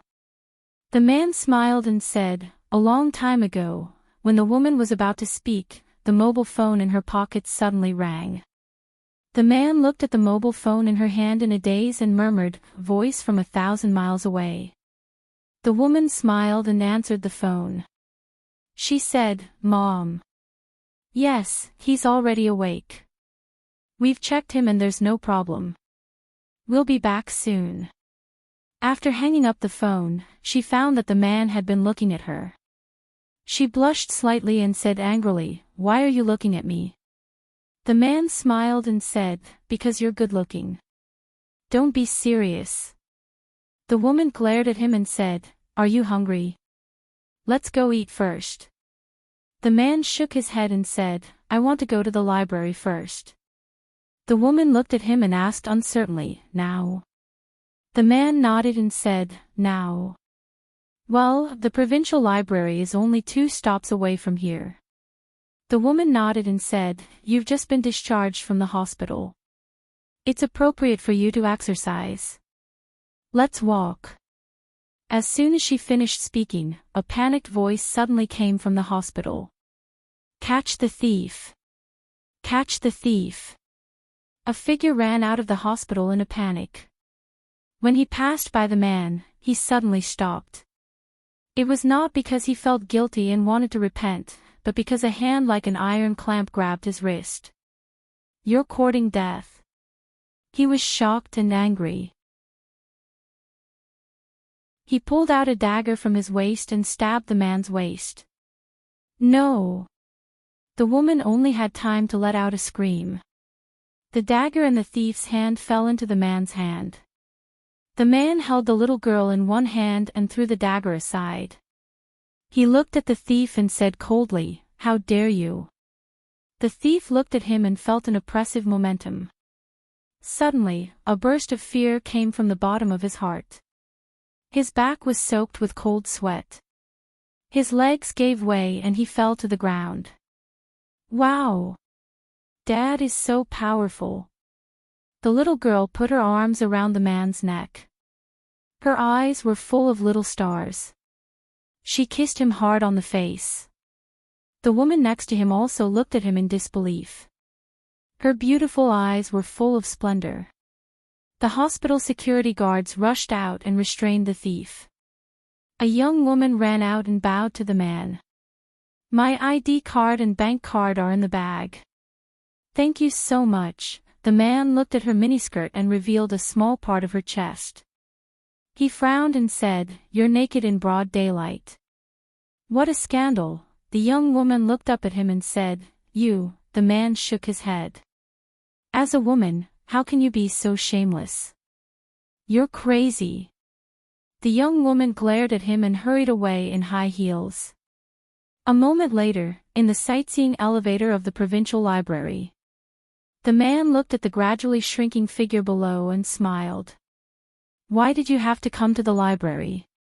Walking out of the elevator, the woman shook her head and said, "What books do you want to buy? I'll go buy them. You and Xiao-Yi sit here for a while." The man shook his head and said, "Just walk around here. I'll go back in a while."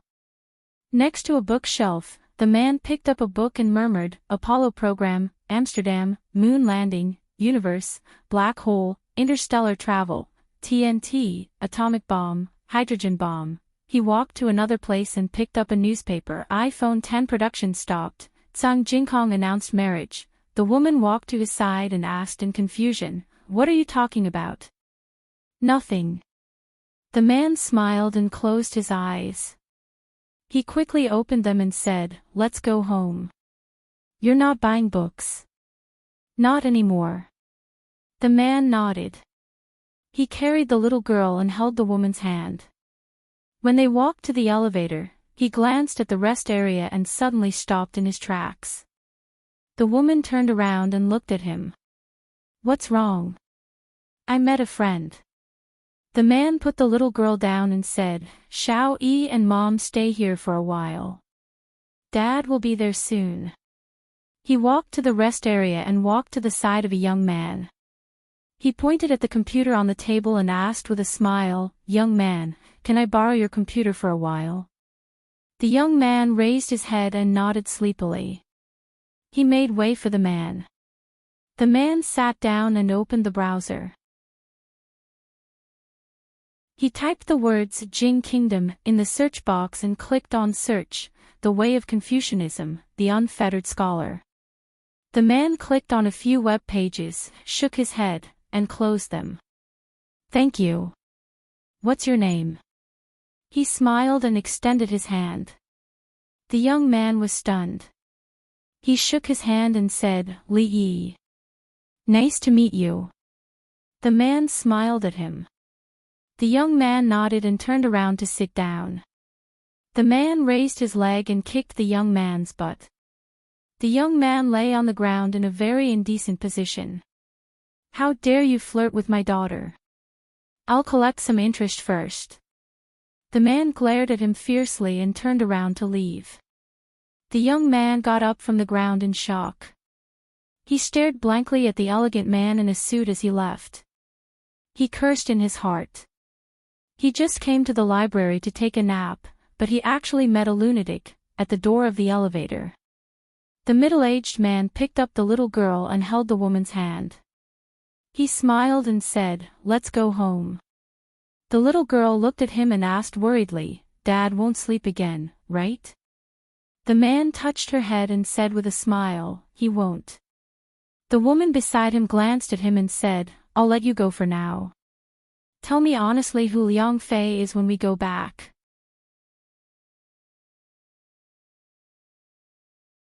Chapter 973. It was already the 3rd month of the 5th year of Jinghe. In the 3rd month of spring, the grass was long and the orioles were flying. It was the season of recovery. The green willows in the hibiscus garden had already sprouted new buds, and the apricot forest was filled with a delicate fragrance. The blue water rippled in the breeze, and a girl's voice was crisp and sweet. "Sir, come and see, I caught a big fish." Li Yi walked over and helped Shanning take the fish off the hook. At the age of 14, the girl's face had lost most of its immaturity. When she raised her head and smiled, it seemed that the spring scenery in the garden was a lot brighter. A guard took the fat fish, skillfully cut open its belly, removed the scales, and handed it to Prince Jean, Li Han, who was next to the grill. Li Han, who was close to 13 years old and could roast fish well, was already the official dean of the academy. His originally chubby face had started to become more angular. At this time, it had been more than half a month since Li Xian ascended the throne at the beginning of March. The former emperor, Renzong, died at the beginning of the year. Jinghe's reign ended in the 5th year, but to establish a new era, it would have to wait until next year. Just like the late spring, in the 3rd month of spring, the capital and even the entire Jing kingdom began to exude vitality. The court was running steadily, the people lived and worked in peace and contentment, the public security was good, and the economy was booming. Of course, these had nothing to do with the unreliable emperor. Li Xian was using a microscope to observe the microorganisms in the lake. Things made with glass were no longer much of a challenge for the Academy of Sciences. They had already made presbyopic glasses, which could be said to be a blessing for some old ministers in the court. It was said that after an old imperial censor's presbyopia was cured, he didn't say a word about Li Xian wanting to increase research funds for the Academy of Sciences. Li Xian, the bastard emperor, was so lazy that when he presided over the funeral of the late emperor, he entrusted all the affairs of the court to his assistant, Mingsu. After he ascended to the throne, he seemed to have completely forgotten about this matter. At first, he did not forget to attend the court every day, but he only persisted for 10 days before handing over all the affairs of the court to Mingsu with the excuse that he was busy with his research.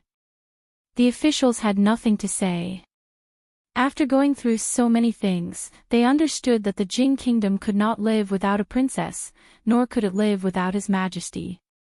Such an arrangement seemed absurd, but it was the most suitable one. Li Yi held Yongning's hand and walked towards the lawn with Shanning by his side. 2 small figures walked and crawled on the lawn. Occasionally, they would lose their balance and fall. Rui and Crown Princess. Now they should be called the Empress. Rui and the Empress had told the maids and guards around them to let them play by themselves. After falling and beating, the bodies of the children, who were almost 1.5 years old, would become stronger. From the 4th year to the 5th year of Jinghe, among the officials and nobles in the capital, the Wang family was undoubtedly the biggest winner. In the beginning, many people thought that the Wang family was destroying the foundation of the family by marrying the crown prince instead of the king of Shu, who was favored by the officials. Now, those people had to rely on the Wang family to survive. They had the most powerful financial resources in the Jing kingdom and were backed by the most powerful forces in the Jing kingdom. Who could compete with the Wang family? If there was only one family. In terms of financial resources, ordinary people would naturally think of the god of wealth's family in the Jing kingdom. However, a small number of people knew that the Li family's financial resources were not far from the Wang family's, or even surpassed it, in terms of power. Although the Wang family had the empress, they still couldn't compare with the favored officials of the 2 dynasties. The Wang family didn't need to compare either, because the Wang family and the Li family had a special relationship. Yongning and Shanning ran to play with Li Duan and Li Rui. Li Yi walked to Rui and Wang Qin and bowed slightly. "Greetings, Your Highness." Wang Qin smiled and said, "Sister Rui and I are like sisters." "County Marquis Li, you don't have to be so polite." Although Li Xian was the emperor, there was only one empress in the harem. Many officials in the court had repeatedly written to him, asking him to appoint concubines, but to no avail. This was also the reason why the Wang family's position in the court was becoming more and more stable. If the emperor didn't appoint a new concubine, there was no suspense about who would be the next emperor. Li Han came over with a plate and said, "Sir, the fish is grilled. I didn't put too much seasoning on it." Li Han's grilling technique had been unanimously approved by everyone, so Prince Jean was also a part-time grill hand in addition to being the dean of the academy. Rui liked to eat lightly flavored food, so Li Yi asked him to put less seasoning. The empress' taste should be similar. She didn't have many friends in the palace, so she often called Rui to the palace. Li Xian later directly moved his family to Furong Garden. Anyway, there were only 2 people in his family. This place wasn't far from the Li family, so he and Rui often visited each other. Ladies first. There were many fish bones in the lake. Li Yi used chopsticks to pick out the bones, then handed the plate to Rui and walked towards Li Xian by the lake. Wang Qin sighed softly and said, "When father was alive, his favorite people were my husband, Emingzu, and County Marquis Li. Father's death was a great blow to them." Rui smiled and said, "My husband often said that death is not the end. Maybe the former emperor just went to another world." The former emperor was the emperor, a dragon among men. Even in another world, he could live very well. "I believe that His Majesty and Her Royal Highness also think so. You have an undeserved reputation as the Dean of the Academy of Mathematics. All the matters of the Academy are done by Xiao Han. It's just a title, and there's no need to trouble you. Why do you want to resign?" Li Xian withdrew his gaze from the microscope and looked at him. Opportunities should always be left to young people. Li Yi waved his hand and said, "Xiao Han has been coveting that position for a long time. As a teacher, I naturally have to fulfill his wish." Li Xian did not continue this topic. He thought of something and suddenly said, "I almost forgot that you are only a county marquis now. How about I make you a county magistrate?" "Forget it. How about a duke?" Since the founding of the country, no duke had been conferred, not even a county magistrate. His title of county marquis had been an exception for decades. Li Yi looked at Li Xian and asked, "Why don't you make me a prince?" "You want to be a prince?" Li Xian thought for a while and said, "If you want to be a prince, I'll write an edict when I go back." If Li Xian really issued this edict, there might be a courtier who would kill himself tomorrow. For the sake of his own reputation, Li Yi waved his hand and said, "Forget it. A county marquis is good. His Majesty is gone, and there's no point in being a duke or a prince." He looked at Li Xian and said, "You can't throw all the matters of court politics to Mingzhu. You are the emperor, and you are also a man. Can't you act like a man and shoulder the responsibilities you should bear?" Li Xian looked at him and asked, "What's wrong? Do you feel sorry for her?"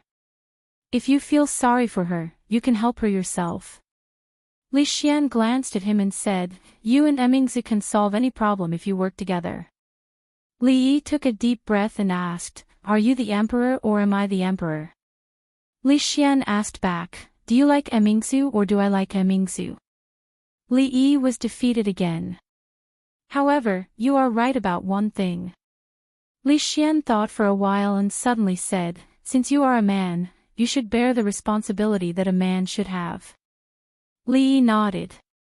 This guy was somewhat responsible. Li Xian looked in a certain direction and murmured, "Little Han is already 13 years old. In another 2 years, he will be a man, right?" Somewhere by the lake, Li Han, who was roasting fish, suddenly had goosebumps and his body couldn't help but tremble.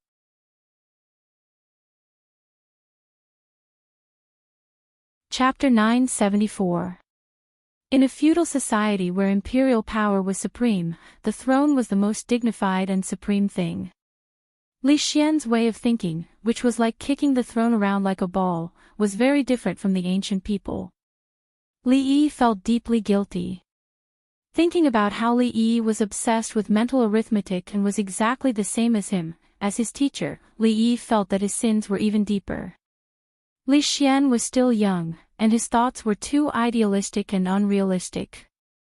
In 2 years, he would understand that the throne wasn't something he could give up just because he wanted to, and he could give it to whoever he wanted.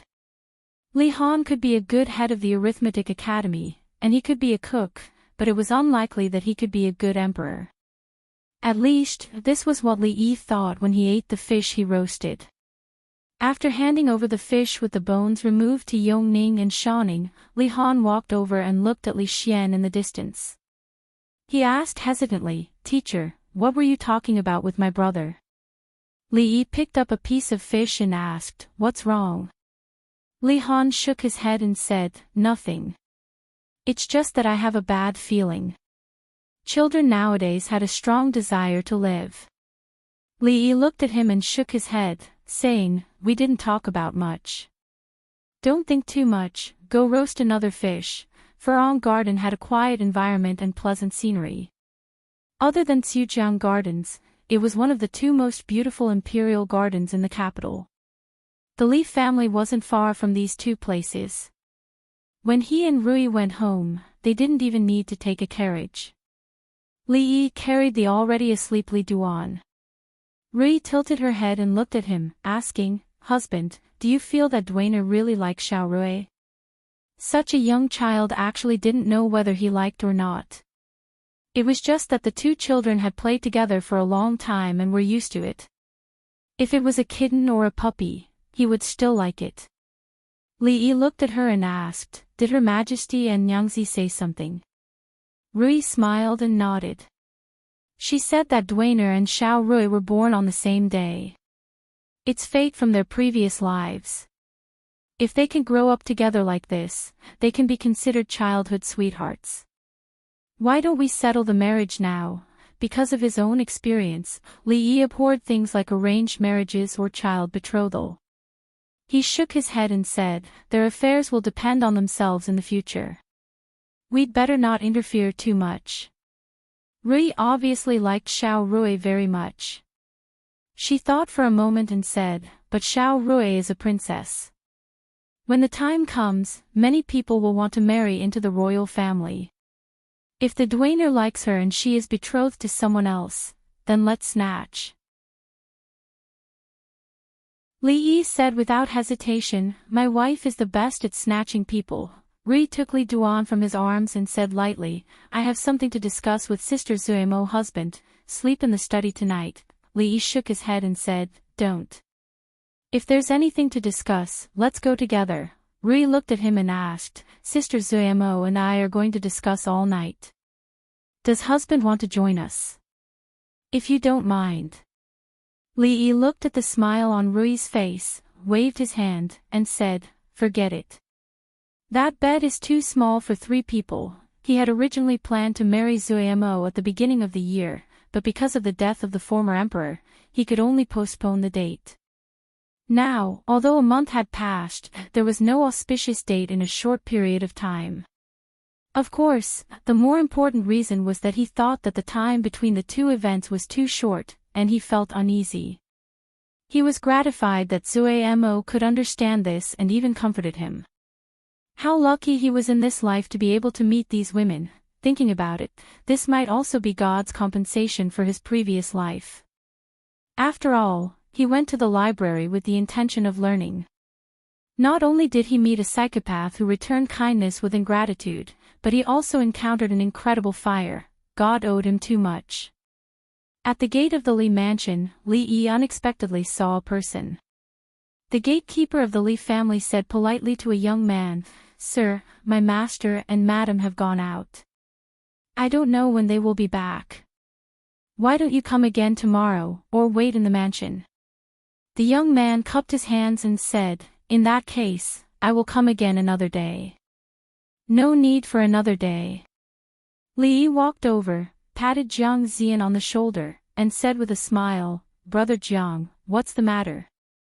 Let's talk inside." The expression on Jiang Ziyan's face immediately became respectful, lordly. In the mansion, the maids served good tea. Li Yi looked at Jiang Ziyan and asked with a smile, "Brother Ziyan should be leaving soon, right?" "Yes, the appointment from the Ministry of Personnel has been issued. I will leave tomorrow." Jiang Ziyan nodded and suddenly stood up. He bowed deeply to Li Yi and said, "Jiang Ziyan thanks Lordly for saving my life."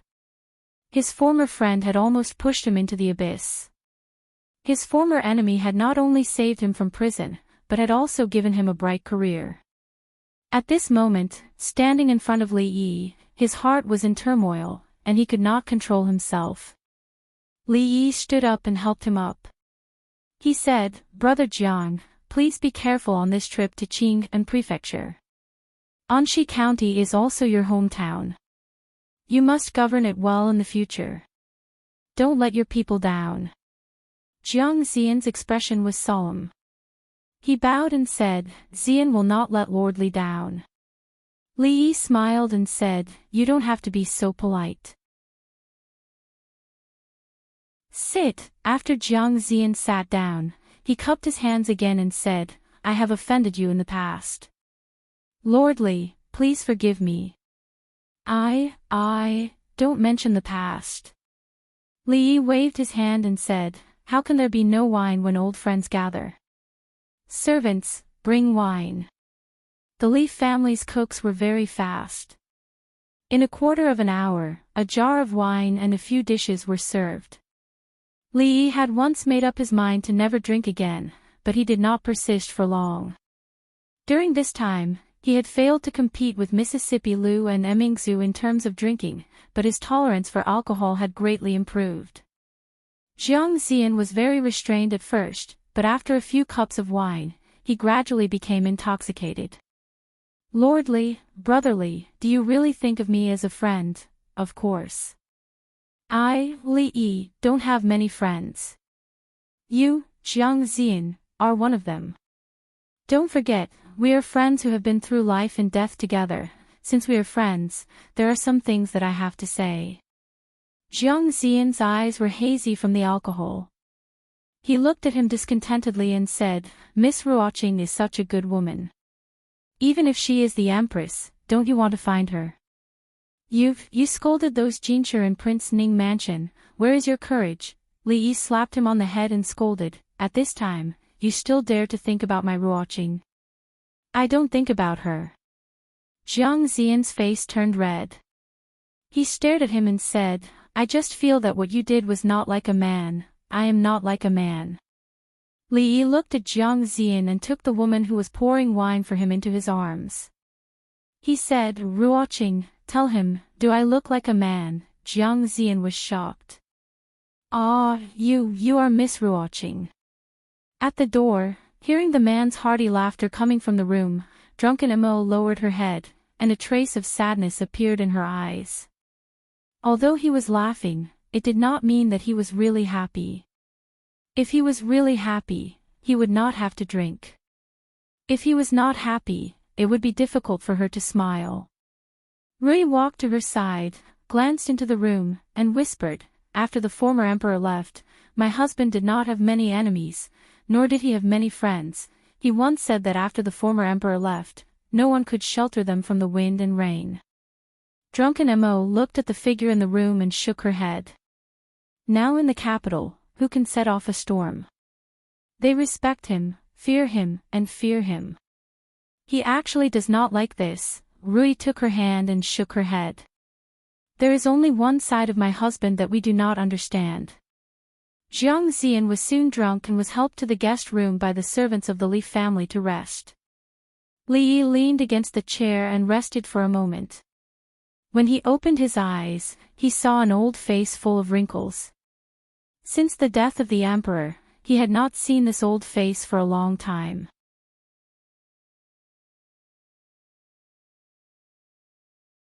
Chapter 975. After the death of the previous emperor, Changde had gone to the mausoleum to guard it. There was still a long way to go before the 1-year deadline. Seeing him here, other than pleasant surprise, Li Yi was also surprised. "Chang, why have you come out?" he asked in surprise. He then waved his hand and poured a cup of wine for him. "Don't say anything else. It's not easy to see each other, let's drink." Chang's old face remained expressionless. He didn't touch the wine cup.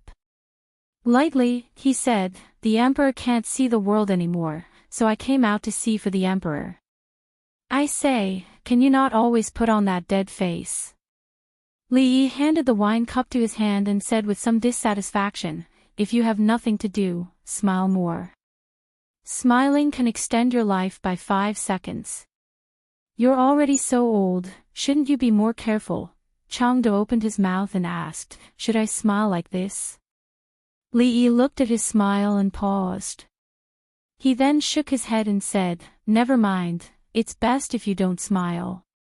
Changde picked up the wine jar and took a big gulp before saying, "It's all thanks to you that the Emperor was able to last these years. If it weren't for you, the Emperor would not have been able to let go of the world before he died." Li Yi waved his hand. "There's no need to say such things." Changde put down the wine jar and looked at him. "What plans do you have for the future?" "What plans?" Li Yi thought for a bit and then shook his head. "I don't know. What about you? In a year, will you still return to the court?" Very few people knew that Changde was not only the head of the internal surveillance but also the true leader of the Secret Intelligence Bureau. He had single-handedly established the Secret Intelligence Bureau. He was a knife in the hands of the previous 2 emperors, a sharp blade hanging over the heads of the officials and nobles in Jingdo. "Didn't you say that opportunities are for the young?" Changde looked at him and shook his head. "Even you are not a young man, so why should this old man occupy this position and not leave? The previous emperor entrusted His Majesty to me, and now that His Majesty has left, this old man's mission is complete." Li Yi lowered his head and drank without saying a word. The departure of the former emperor not only represented the replacement of the old and the new dynasties, but it was also a turning point for him, for Changde, for Li Xian, for Emingzu, and for some others. Once one's position changed, one's former friends and enemies would no longer be the same. Changde raised his head and took another gulp. Suddenly, he said, "Before His Majesty left, he asked me to pass a few words to you." "What did His Majesty say?" Li Yi looked up at him. Changde narrowed his eyes and said, "His Majesty wants me to tell you that if you betray Emingzu, he won't let you off even if he's in the underworld or in another world." Li Yi's expression didn't change as he asked, "What else?" "When you leave, take Yongning with you. She can't live without you." Li Yi nodded. These were 2 souls that were connected to each other. Not only could Yongning not live without him, he could not live without Yongning either. He looked at Changde and continued to ask, "Anything else? Don't hurt Shaoning. She's still a child who doesn't understand anything." Changde put down his wine cup and said, "When she truly understands these things, let her make her own decision." Li Yi looked at him and asked, "Understand what?" Changde shook his head and said, "I'm just passing on His Majesty's words to you." Li Yi thought about it and nodded. "Okay." After the death of the former emperor, Chief Eunuch Changde guarded the imperial mausoleum for a year. During this year, he didn't leave the mausoleum at all. As someone who had followed the former emperor his entire life, no one understood the former emperor better than him, and no one knew what he wanted to do better than him. When he saw Changde out of the Li residence, he ran into the slovenly old man. After getting to know the slovenly old man, Li Yi understood that reaching the peak in any field was not by chance, but by necessity. Before getting to know the slovenly old man, the most diligent person he had seen was Yang Liuqing, followed by Mississippi Liu. After getting to know the slovenly old man, Li Yi finally understood how he had reached the Grandmaster realm. He was already so old, but he was still working so hard. If he didn't become a grandmaster, there would be no justice in this world. However, being a master was lonely. As a grandmaster, only grandmasters could be his opponent. Rui was a grandmaster, but she wouldn't spar with the slovenly old man. Taoist Nun was also a grandmaster, but she was thousands of miles away. There were also grandmasters nearby. Li Yi still didn't know what realm's second great uncle was at, but he was definitely strong enough to be a match for the slovenly old man. Unfortunately, he wasn't so lonely in front of second great uncle. Of course, the closest grandmaster was old man Chang in front of him. The two were about the same age, and their realms were similar. They were indeed excellent opponents. The slovenly old man walked past them, paused, and quickly walked back, looking at Changde. At this moment, Li Yi actually saw some kind of inexplicable light in his eyes. Fight? The slovenly old man looked at Changde and suddenly said. Old man Chang maintained his usual aloof manner, glanced at him indifferently, and walked out of the door. The slovenly old man smiled disdainfully. You don't dare. This kind of clumsy provocation naturally had no effect on old man Chang, who was familiar with all kinds of tricks in the palace. Changde's footsteps were very steady, and he was about to step out of the door. The slovenly old man said angrily, You sly old man, has the courage of a grandmaster been eaten by a dog? Changde paused, but the next moment, he still walked out of the door without hesitation.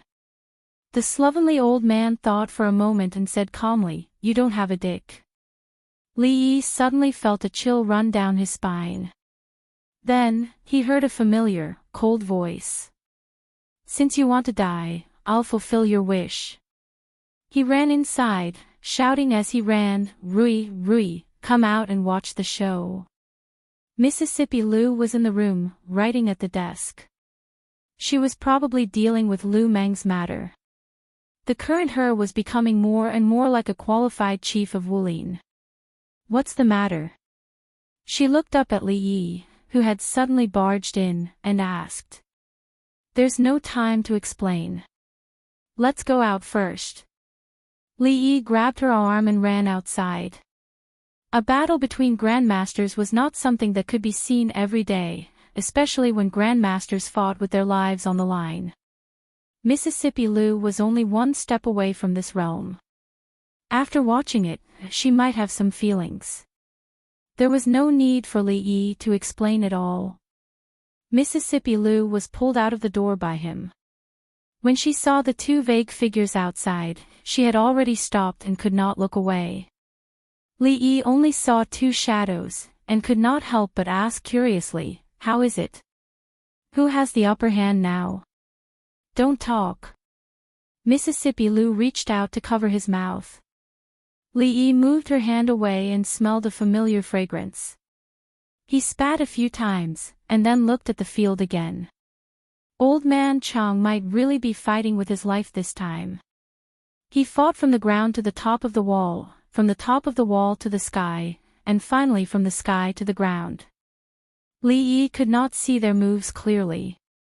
After about a quarter of an hour, there was a loud bang. The two figures separated and stood on one side of the wall. It felt like the battle between Shimin Chueshua and Yi Guqing. Awesome. I haven't fought so happily for a long time. The sloppy old man laughed and said, I can't beat you, and you can't beat me. Let's call it a draw today. Let's fight another day. What do you think? Changde's fists, which were hidden in his sleeves, trembled slightly.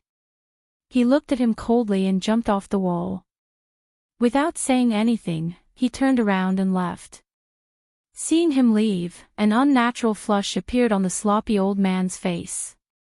He jumped down from the top of the wall and muttered, This old thing is worthy of being from the palace. If it wasn't for the fact that he has made some progress these days, he would have lost face today. Mississippi Lu stood where she was, deep in thought. Li Yi looked at her, walked to the sloppy old man, and asked, Su, how difficult is it to break through the bottleneck of supreme power? Do you have any experience? It's difficult, but it's not difficult either. The sloppy old man looked back at Mississippi. Lewin said, some people find it difficult in their bodies, while others find it difficult in their hearts. Let go of your obsession and worries, and only then can you pass the barrier of your heart. After saying that, he strode inside. Lee followed closely and asked curiously, what do you mean? Those who should understand will understand as soon as they hear it, and it's useless for those who shouldn't understand to say it. The sloppy old man smiled and said, whether or not your clan's second miss and that little princess can take that step in this lifetime will depend on whether or not they can overcome the barrier of their hearts. What stubbornness, worry, or lack thereof? Instead of advising others to practice diligently, what idealism was this? Lee looked at the sloppy old man and suddenly asked, so, Elder Sue has also once let go of his stubbornness and worries. The sloppy old man stopped, and a complicated expression appeared on his face, but he did not answer. Lee thought for a moment and said, I have one last question. Yes. The sloppy old man's figure disappeared, leaving only a long sigh.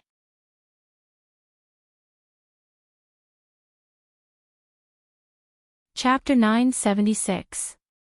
Who do you love? Lee looked at the empty courtyard and asked in confusion. He just wanted to ask the sloppy old man what his chances of becoming a grandmaster were. After all, if Rui and Emingsu were blocked at the door of grandmaster status and couldn't take that step, he still had a chance to catch up and restore his manhood. Who did he say he loved? Changde.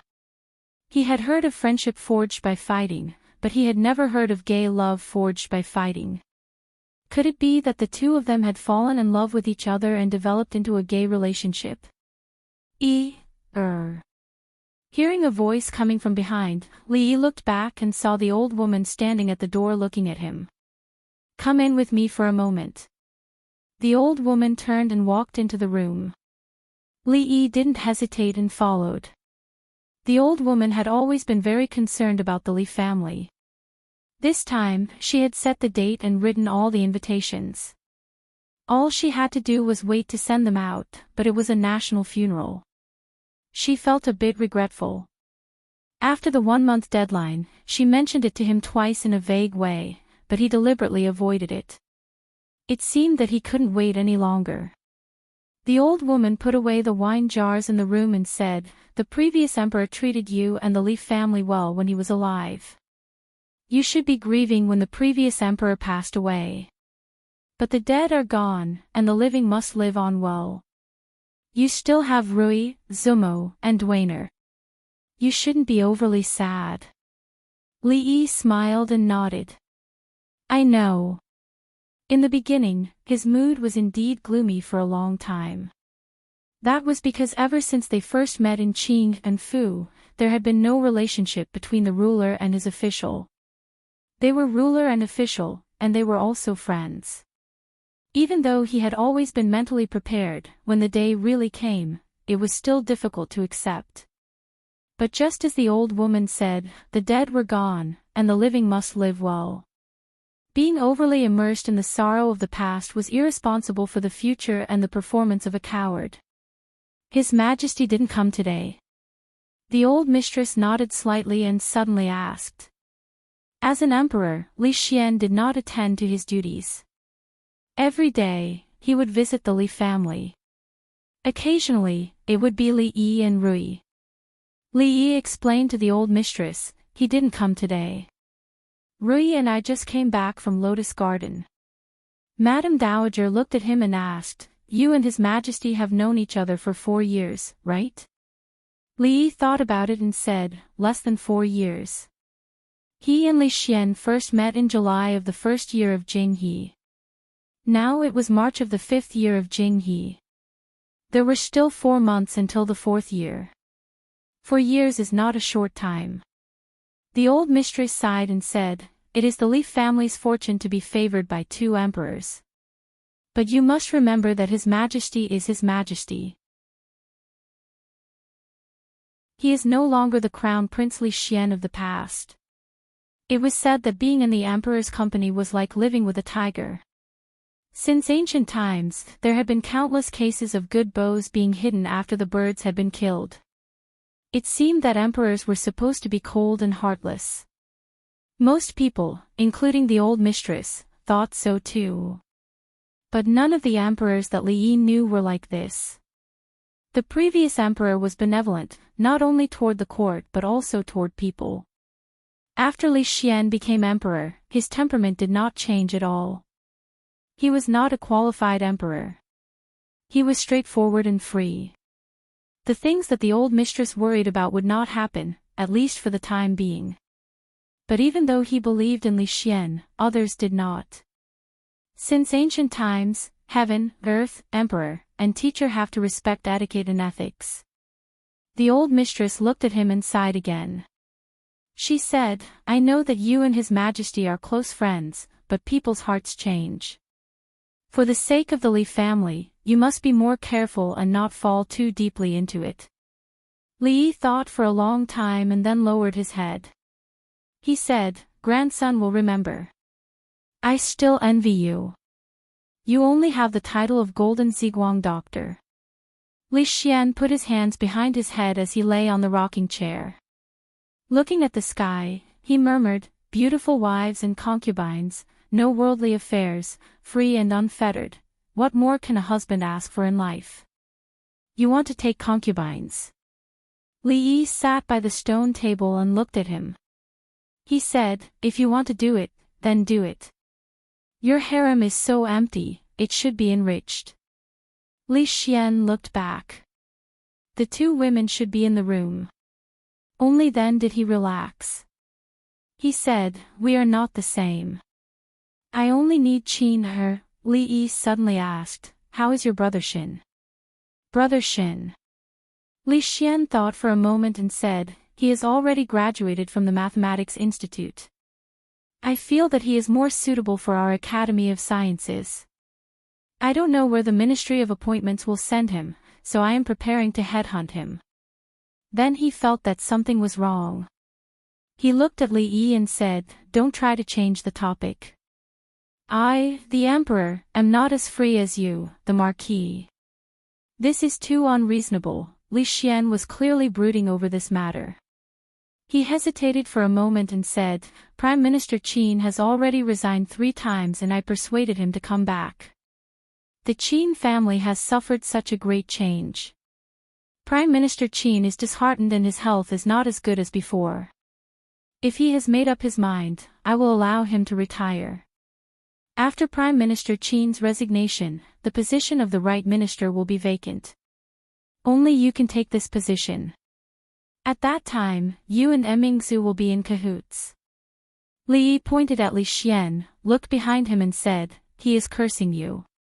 Mingzu had just finished sparring with Rui. Her hair was wet. Li Xian jumped up from the chair and said, "I am going to see Xiao Rui." Mingzhu was a noble princess, and always had a heroic spirit that did not lose to any man. This heroic spirit was something that even the Lu's second young miss did not have. In other words, even Mississippi Lu was more feminine than Mingzhu. Of course, these words could not be said in front of him. Otherwise, he might be greeted with a beating from both women. However, when she took a bath and put up her wet hair in front of him, Li Yi felt that his understanding of her was not complete. At this time, Her Royal Highness still had a little bit of femininity. After putting up her hair, she looked at Li Yi and said in surprise, "Why are you looking at me? Is there something on my face?" Li Yi shook his head repeatedly, "No." She did not continue this topic and asked, "Did Chief Chang come to see you 2 days ago?" Li Yi was puzzled, he did not return to the palace. Mingzi shook her head and said, "He only came here to take a look around the capital and then returned to the mausoleum." Li Yi explained, "His Majesty had a few words for him to bring to me." "Father." Although her and Li Xian's identity had been announced, she was still used to calling the former emperor this way. Li Yi nodded. Mingzu looked at her, thought for a moment and asked, "What did father say?" She shouldn't have asked this question, but she wanted to know anything about her father. Li Yi thought for a moment and said, His Majesty asked me to take care of you and Li Xian. Mingsu looked at him and said, Father already said this the other night. Li Yi was speechless for a moment. He could not tell her that her father told him not to let her down in the future and that when she did not want to be the empress, they could make do with each other. His Majesty also said that Xiaoning is only a child now. When she grows up, she can make her own decisions. Mingsu looked at him and asked in confusion, What does that mean?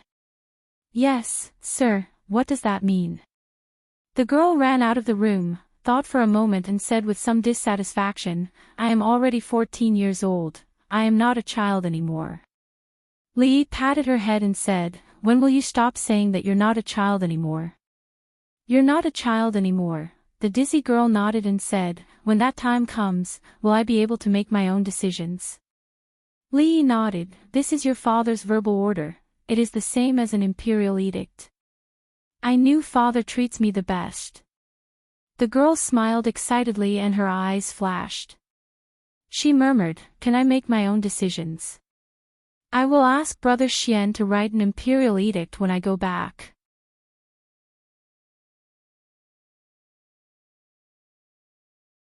Chapter 977. What are you thinking about? Li Yi flicked his finger on her forehead and said, This imperial edict will only count when you grow up. Among the girls, Duanwu was the most obedient, Yongning was the most adorable, and Xiaoning was the most mischievous one. She had countless ideas and no one knew what she was thinking in her little head. That's what I said.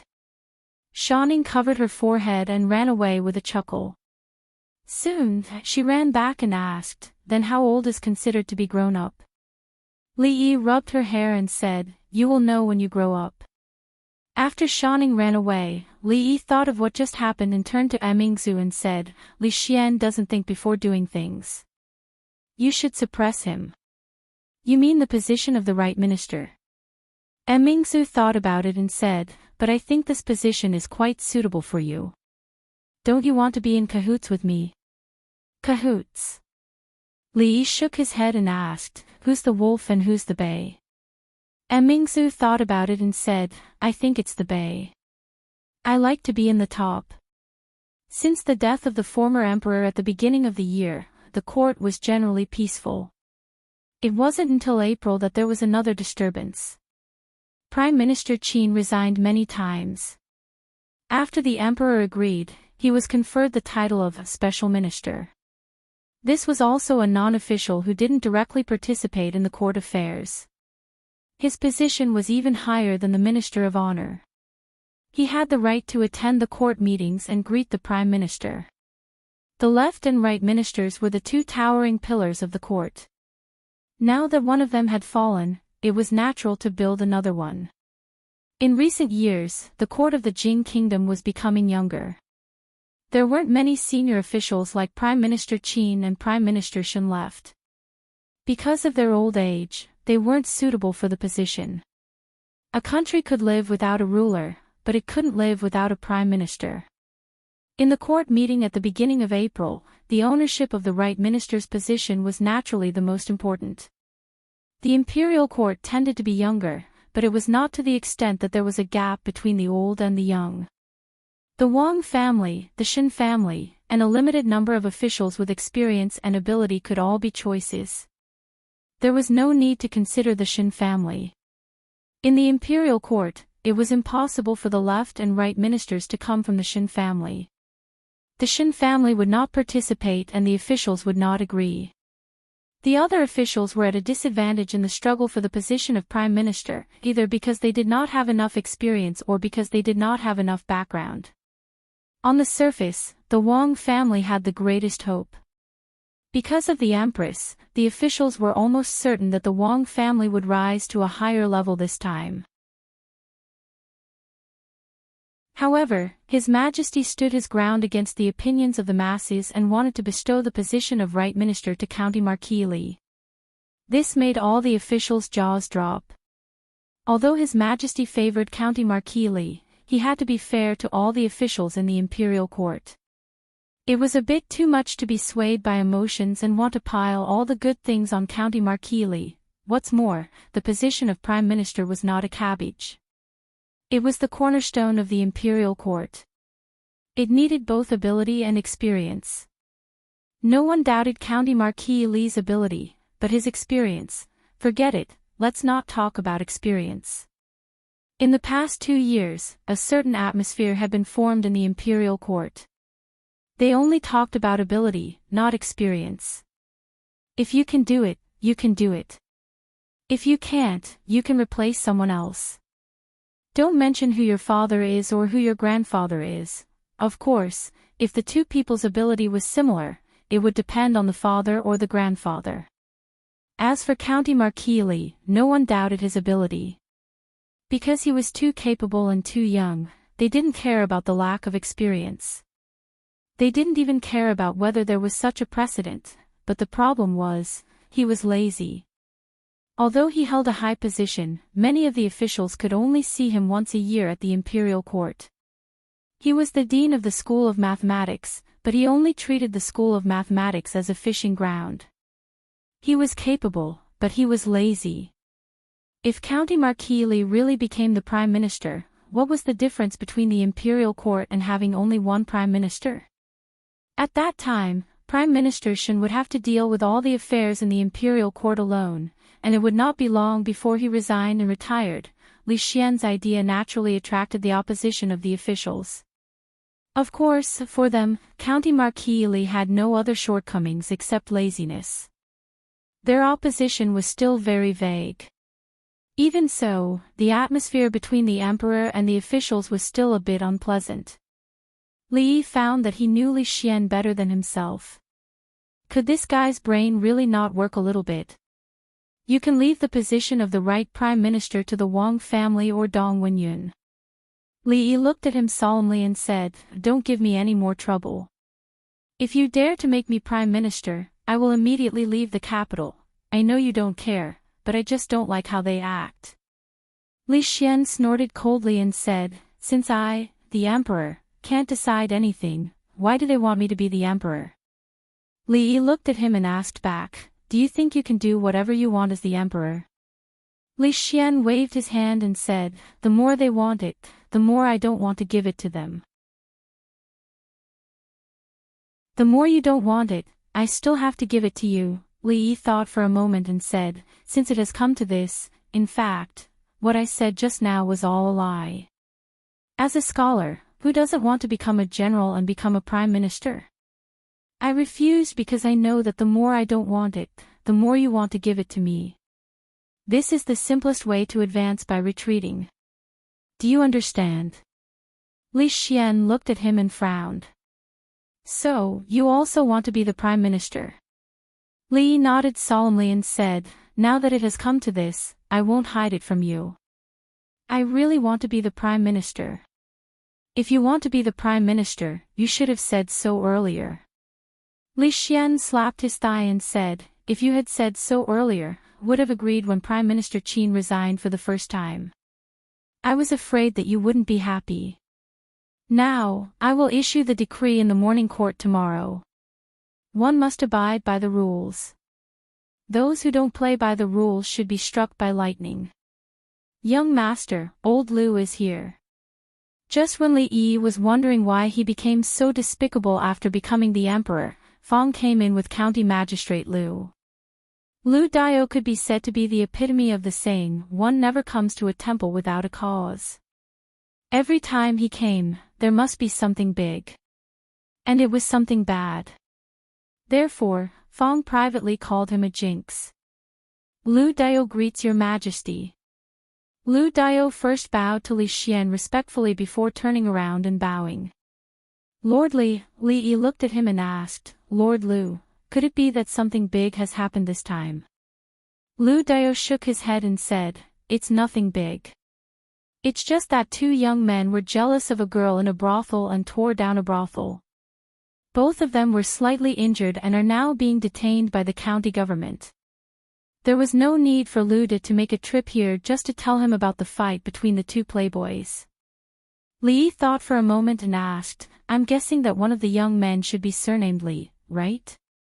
Lu Dao nodded and said, one of them is Li Yingjie, the eldest son of Assistant Minister Li of the Ministry of Personnel. What about the other one? The other one is surnamed Wang. Li Yingjie was the son of his second uncle, Li Mingze, who was about the same age as him. Li Yi had seen him many times but had never talked to him much. Madame Dowager often mentioned him, saying that he had changed his previous playboy character, which was very rare. Not to mention that his father was an assistant minister of the Ministry of Personnel who was on the rise in his career. There were not many people in the capital who would take the initiative to provoke him just because of his surname. Lu Dao's arrival had explained everything. Li Yi stood up and said, let's go and have a look.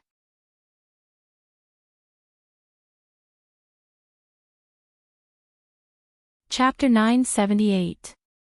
There were many powerful officials at the feet of the emperor in the capital, and there were countless hedonistic sons. Their families all had a lot of background, and they were young and vigorous. Almost every month, as the capital magistrate, Lu Dao would handle a few such cases. These cases were not difficult, but they were also difficult. Those influential families were very prideful. Often, the two families involved would settle it in private without going through the county government. If there was no private settlement, he could judge the case impartially. The current county government was no longer what it used to be. As long as they upheld the word reason, there was no need to fear any so-called rich families. However, the situation this time was different. The Wang family could be said to be the most powerful family in the capital. Although the Li family of the Ministry of Personnel was not as powerful as the Wang family, it was supported by a bigger tree. Moreover, the Wang family and the Li family had a good relationship. As an outsider, it was better for him not to interfere. Li Yi had listened to the county magistrate's detailed explanation on the way here. It was nothing more than a fight between two young people. From verbal conflict to physical conflict, it developed into a chaotic fight. In the process, the brothel was smashed, which attracted the attention of the county government. When Li Yi and Li Xian walked into the county government, the two families were already there. It was not appropriate for the elders to interfere in the affairs of the younger generation. The Li family sent the current housekeeper. Li Yi also knew the Wang family. It was the next head of the Wang family, Wang Yong. These days, he had been repeatedly pushed to the front by the Wang family. It seemed that the position of the head of the family was already stable. Wang Yong naturally knew Li Xian. He hurriedly stood up and said respectfully, Wang Yong greets Your Majesty. Your Majesty. As soon as his words came out, the people present all knelt down. Li Xian waved his hand and said, I just came to take a look. Get up, the case should be solved as it should be. Wang Yong nodded his head respectfully before turning to look at Li Yi. With an apologetic look on his face, he said, Brother Li, I've caused trouble for you today. Wang Jian is the son of my second uncle, and he doesn't know the immensity of the heavens and earth. When I return, I'll definitely get my second uncle to discipline him more strictly. As for the damage to the brothel, the Wang family will definitely compensate for it. Li Yi waved his hand and said, Brother Wang, you don't have to be like this. It's normal to be young and impetuous. You and I have experienced this before. I've already asked County Magistrate Lu about it. Both of them are at fault. How can Wang Zhechuan bear the loss of the brothel? As for the apology, don't mention it again. Wang Yong knew his personality very well, so he didn't say anything. He nodded, then turned around, his face darkening. Hurry up and apologize. The authority of the substitute clan head was still very useful. A young man with messy clothes bowed to the person opposite him and said, I'm sorry. The other person also bowed in apology. The junior of the Wang family was quickly brought back by the servants of the Wang family. Li Yingjie was also taken away by the steward of the mansion. It was originally a conflict between the younger generation of the two families, so no one would care. Wang Yong turned around and said with a smile, "A few days ago, my father said that he hasn't seen Brother Li for a long time. The tea that the Li family sent during the New Year festival is almost finished." Li Yi smiled and said, "If Lord Wang likes it, I'll have someone send some more another day." "No need for another day." Li Xian waved his hand and said, "It just so happens that Qin is at the Wang family these days, and I haven't been to the Wang family for a long time. How about today, Wang family?" The young man rubbed the bruise on his face and said with a displeased expression, "Big brother, why do you want me to apologize? It's not like I'm the only one in the wrong." A middle-aged man said with a sullen expression, "Who told you to have a conflict with the Li family?" The young man's expression became even more unconvinced. "So what if it's the Li family? Does the Wang family have to be afraid of the Li family? The Empress's surname is Wang, and the Wang family is also a century-old clan. Other than Li Yi, what else does the Li family have? Why do we have to be afraid of him?" "Shut up." The Wang family master, who had been silent all this time, glared at him and said in a low voice, "You unfilial son, what are you saying?" The middle-aged man walked forward, raised his hand, and shook it helplessly. "Is this something you can say?" "It is." The young man curled his lips and said, "He is so young, yet he has so much power. Now, he even has to fight with eldest uncle for the position of prime minister. Since ancient times, people with such power have always been feared by the emperor in the end. No one has had a good ending. Now, the officials are very afraid of him. The emperor can't tolerate him for too long. If he knows what's good for him, he should retire early. Otherwise, I want to see what will happen to him in the end." "Shut up." A harsh voice resounded in everyone's ears, but it didn't come from anyone in the hall. Wang Yong walked in from outside. The young man opened his mouth and wanted to say something, but Wang Yong picked up the chair beside him and smashed it on the young man's head. The chair broke into pieces in an instant, which showed how much force Wang Yong used. The young man fell to the ground with a swollen face and a bloody nose, but he didn't faint. He looked at Wang Yong in disbelief and murmured, "You haven't said enough." Wang Yong glanced at him. When he picked up the second chair, everyone in the hall came back to their senses. The Wang family master stood up and asked in surprise, "Yong, what are you doing?" Wang Yong threw the chair down and shook his head. The emperor and County Marquis Li were outside just now. Hearing this, everyone's expression changed. The Wang family.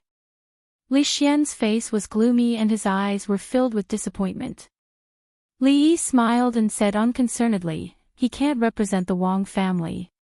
Li Xian suddenly looked at him and asked, "Do you think the officials really think this way?" "Think what?" Li Yi took a sip of wine and asked casually. "They think you have too much power and that I will be afraid of you." Li Xian stood up and said, "Since it's like this, I'll let them open their eyes and see." Li Yi had a bad feeling and asked, "What are you going to do?" "You'll know tomorrow," Li Xian said with a dark face and strode out of the door. A moment later, in the same place, Wang Yong's expression was complicated. He sighed and said, "Father has already told him to return to Luochuan. He will never set foot in the capital again in this life." Li Yi shook his head. "Why is this necessary? Sister will explain it to the emperor." Wang Yong lowered his head and said, "The Wang family will always be a friend of the Li family. Brother Li, don't think too much." The commoners and even the officials all thought that the Wang family was the largest family in the Jing kingdom. With the Wang family's power, they could do whatever they wanted in the Jing kingdom without fear. The Cui family thought the same back then, so the Cui family died out. From then on, he knew that some people could only be friends and not enemies. Wang Yong came to apologize on behalf of the Wang family and brought a very generous gift.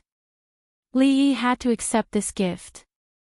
If he didn't accept it, it would be a rejection and a falling out with the Wang family. He was just an arrogant playboy and couldn't represent the Wang family. Li Yi knew this very well. Moreover, this gift was very expensive and it wouldn't be easy to return it. Li Yi saw Mingzu in the afternoon. What happened to you and the Wang family? Mingzu walked in from outside and said in surprise, the Empress asked me to tell you that today's matter wasn't what the Wang family wanted. Li Yi waved his hand and said, it's just a misunderstanding. Mingzu looked at him and asked doubtfully, then what are you worried about? Li Yi sighed and said, Li Xian.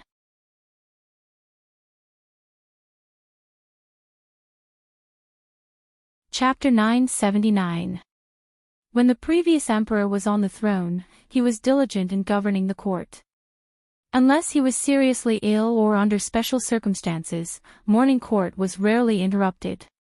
Although the current emperor was not as diligent as the previous emperor, morning court was still held every day.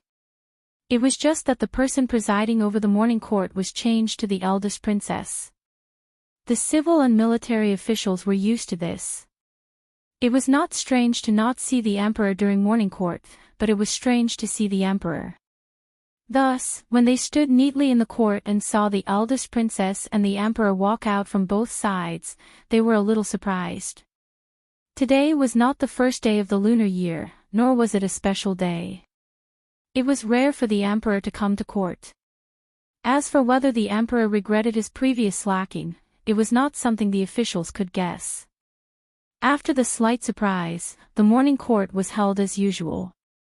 An official from the Academy of Sciences reported in detail the recent research progress of the Academy. The Minister of Rights advised the emperor to expand the harem to stabilize the foundation of the country.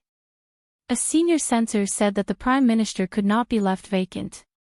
The current prime minister of Qin was old, and a new prime minister had to be chosen as soon as possible.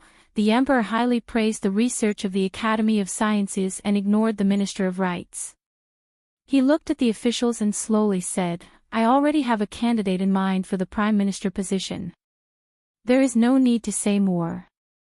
Many people in the court felt bitter when they heard this. They said more because the emperor already had a candidate in mind. The candidate he had in mind was really not suitable for the position of prime minister. Li Xian looked at the eunuch beside him and slowly said, announce the decree. Yes, your majesty. The eunuch nodded respectfully and took out an imperial decree. He walked forward and glanced at the officials below. It was this one glance that caused everyone to feel a sense of foreboding. At this moment, the eunuch's shrill voice came from above. The imperial decree. Countless people's hearts sank when they heard the word imperial edict. The wording of the imperial decree was very particular. The wording was different depending on the content. There were three main types: imperial decree, regulation, and imperial decree. Imperial decree was used to reward and also to warn. Regulation was used to announce to the officials and express the emperor's favor. As for imperial decree, it was used to announce to the world that it was not used unless it was an important matter. The emperor used imperial decree to appoint a crown prince and a princess. More importantly, there was no need for an imperial edict to be conferred the title of prime minister. The Marquis of Chang and County, Li Yi, is intelligent and has made great achievements.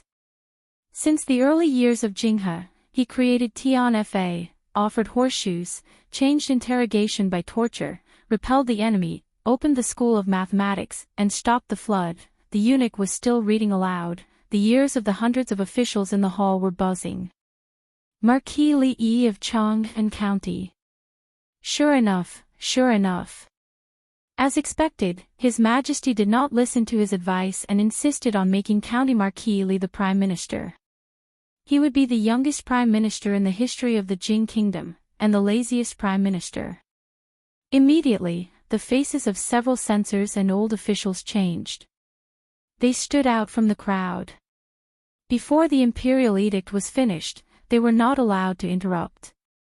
Otherwise, it would be a serious crime. But at this moment, everyone could see the determination on their faces. Get rid of the vermin, sweep away the crooks, push forward the reforms. Your contributions are great. Confer the title of Jiang of Silla to show the grace of the heavens. Pass it on forever. Take it and rest. Brilliant. The eunuch's voice was still echoing in the hall. Inside the hall, the expressions of some people finally relaxed. Not the Prime Minister. It turned out that it was just to confer the title of Jiang of Silla, not the Prime Minister. It seemed that His Majesty was still, Jing. Jiang of Silla. One-word king. Jing was the title of the Jing kingdom. Jiang of Silla had always been the most respected prince. Since decades ago, there had been no Jiang of Silla in the royal family. Now, His Majesty conferred this title to a person with a different surname, a person who was not from the royal family. This was ridiculous. This was the biggest joke in the world. Mingsu looked at Li Xian, who had a serious face. Her lips moved, but she did not say anything in the end. Your Majesty. Your Majesty, please think twice. It is against the ancestral rules for a foreign official to be conferred the title of king. Your Majesty, please think twice. The imperial court was in an uproar. Countless officials knelt down and said loudly, I have made up my mind. Li Xian waved his hand and walked out from the side. A eunuch said loudly, court dismissed. Prime Minister Shen, say something. Lord Wang, we can't let His Majesty act willfully. Lord Yang, please go and see the Empress Dowager. We can't let His Majesty act so willfully. Princess, Your Highness, please persuade His Majesty again. After the officials got up, they immediately placed their last hope on a few important officials. The head of the Wang family sighed. He knew why His Majesty would do this, so he also knew that His Majesty would not retract this imperial edict. An old man shook his head and said, His Majesty is different from the late emperor. At this time, no one can say anything. Prime Minister Shen looked out of the palace with his murky eyes and murmured, No, there is one more person. His Majesty will definitely listen to his words. In a certain palace in the imperial harem, Wang Qin brought a cup of tea and put it in front of Li Xian. She said softly, My husband, don't be angry, they said I was suspicious of him. Li Xian held her hand and asked her to sit aside. Then he sighed and said, Qin, do you think he can understand what I did? Wang Qin sighed, but she could only sigh. There were some things that even if she could see clearly, she couldn't explain to him. He was worried that County Marquis Li would overthink because of the rumors outside, but he didn't know that the more he thought like this, the worse his situation would be. Today, not only the imperial court was in an uproar, but even the common people were also in an uproar in a very short time. Since His Majesty ascended the throne, County Marquis Li's power had reached its peak. Since ancient times, such officials never had a good ending. Not only the officials in the imperial court, but also the common people in the capital were guessing that it wouldn't be long before His Majesty began to suspect him. The decline of the Li family was a foregone conclusion. Who would have thought that after such a short period of time, His Majesty would give all of them a resounding slap in the face? Jiang of Silla, king of the one word, a foreign official being made a king. Since the founding of the country, no foreign official had ever received such an honor. Although County Marquis Li's achievements were great and no one in the imperial court could compare to him, in the end, he didn't have the merit of opening up territory. If he led troops to destroy the Qi kingdom or the Zhao kingdom, it would be understandable if he was made a king. But now, he was too young. This emperor's favor was a bit too much. Just like that, he was made a king of the one word.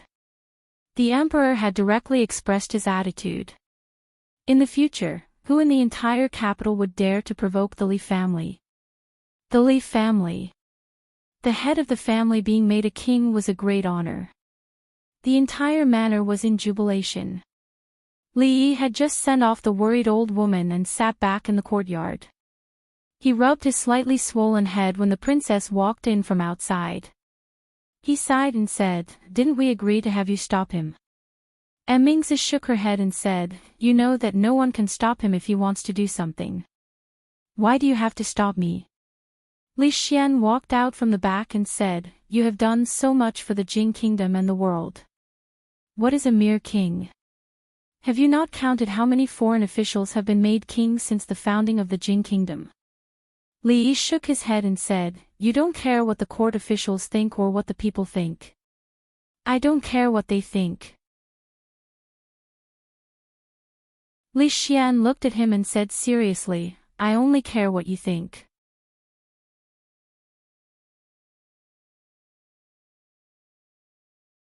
Chapter 980. Li Yi knew what Li Xian was thinking, but he didn't know that he would actually do this.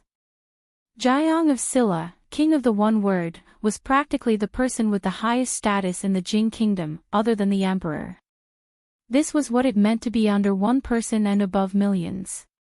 He didn't try to persuade Li Xian to retract the edict, because what was more influential than a foreign official being made a king was to retract the edict after being made a king. Normal people understood that a gentleman's words cannot be retracted by 4 horses, and as an emperor, his words were even more important. Li Xian didn't care about this at all. He said, "Don't worry, if the officials object, I will take responsibility." At this moment, it was too late to say anything. He knew Li Xian's personality better than anyone else. Li Yi shook his head and said, "Let's not talk about this, let's drink." The wine was made by Xiao Zhu. Xiao Zhu's wine had 2 characteristics. One was that it tasted sweet, and the other was that it went to the head easily. Li Xian gulped down 2 cups and started to sway. "Tell me, what's so good about being an emperor and a prince? Why are there so many people fighting to the death?" Li Xian's eyes were hazy from drunkenness. He murmured, "I still feel that those days in Qing and prefecture were the most comfortable, the most carefree." Li Yi actually wasn't in the mood to drink. Today's events, Li Xian had only started. The troublesome things were still to come. "I know you don't want to be a prince, but I want to shut their mouths." Li Xian slapped the table and suddenly said, "This capital is not interesting at all. Why don't we run? Didn't you say that there's a fun place near Shuzhou that no one can control? Why don't we go there?" Li Mingzi looked at the 2 people beside her and shook her head slightly.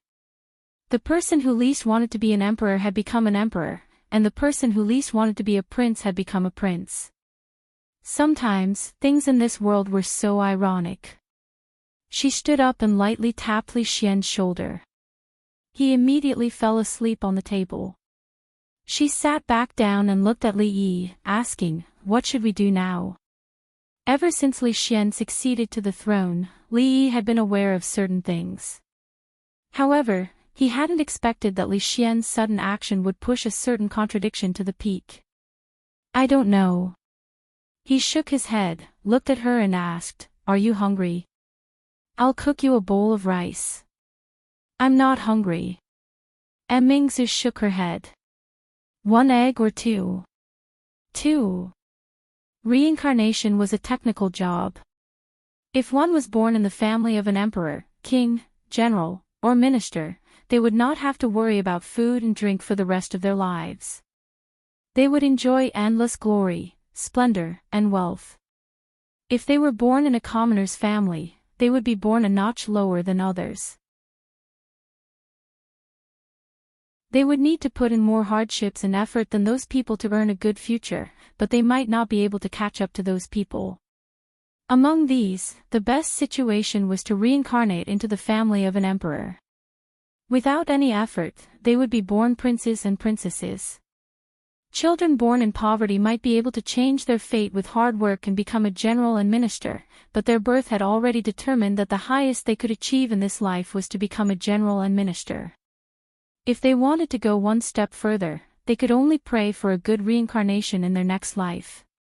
However, there was always an exception. Yesterday's County Marquis Li and today's Jiang of Silla had created a precedent that had never been seen since the founding of the Jing Kingdom. There was a lot of discussion among the people. Other than expressing surprise, there wasn't anything else. On the imperial edict, the achievements of Jiang of Silla over the years were clearly written. In these years, many good changes had happened around them. People could almost see the shadow of Jiang of Silla in almost everything. He was made an exception to be conferred the title of king. It was unexpected, but also reasonable. There were not many objections from the people. However, because of this matter, the court and the royal family had a very tense relationship with the current emperor. There was no need to talk about the royal family.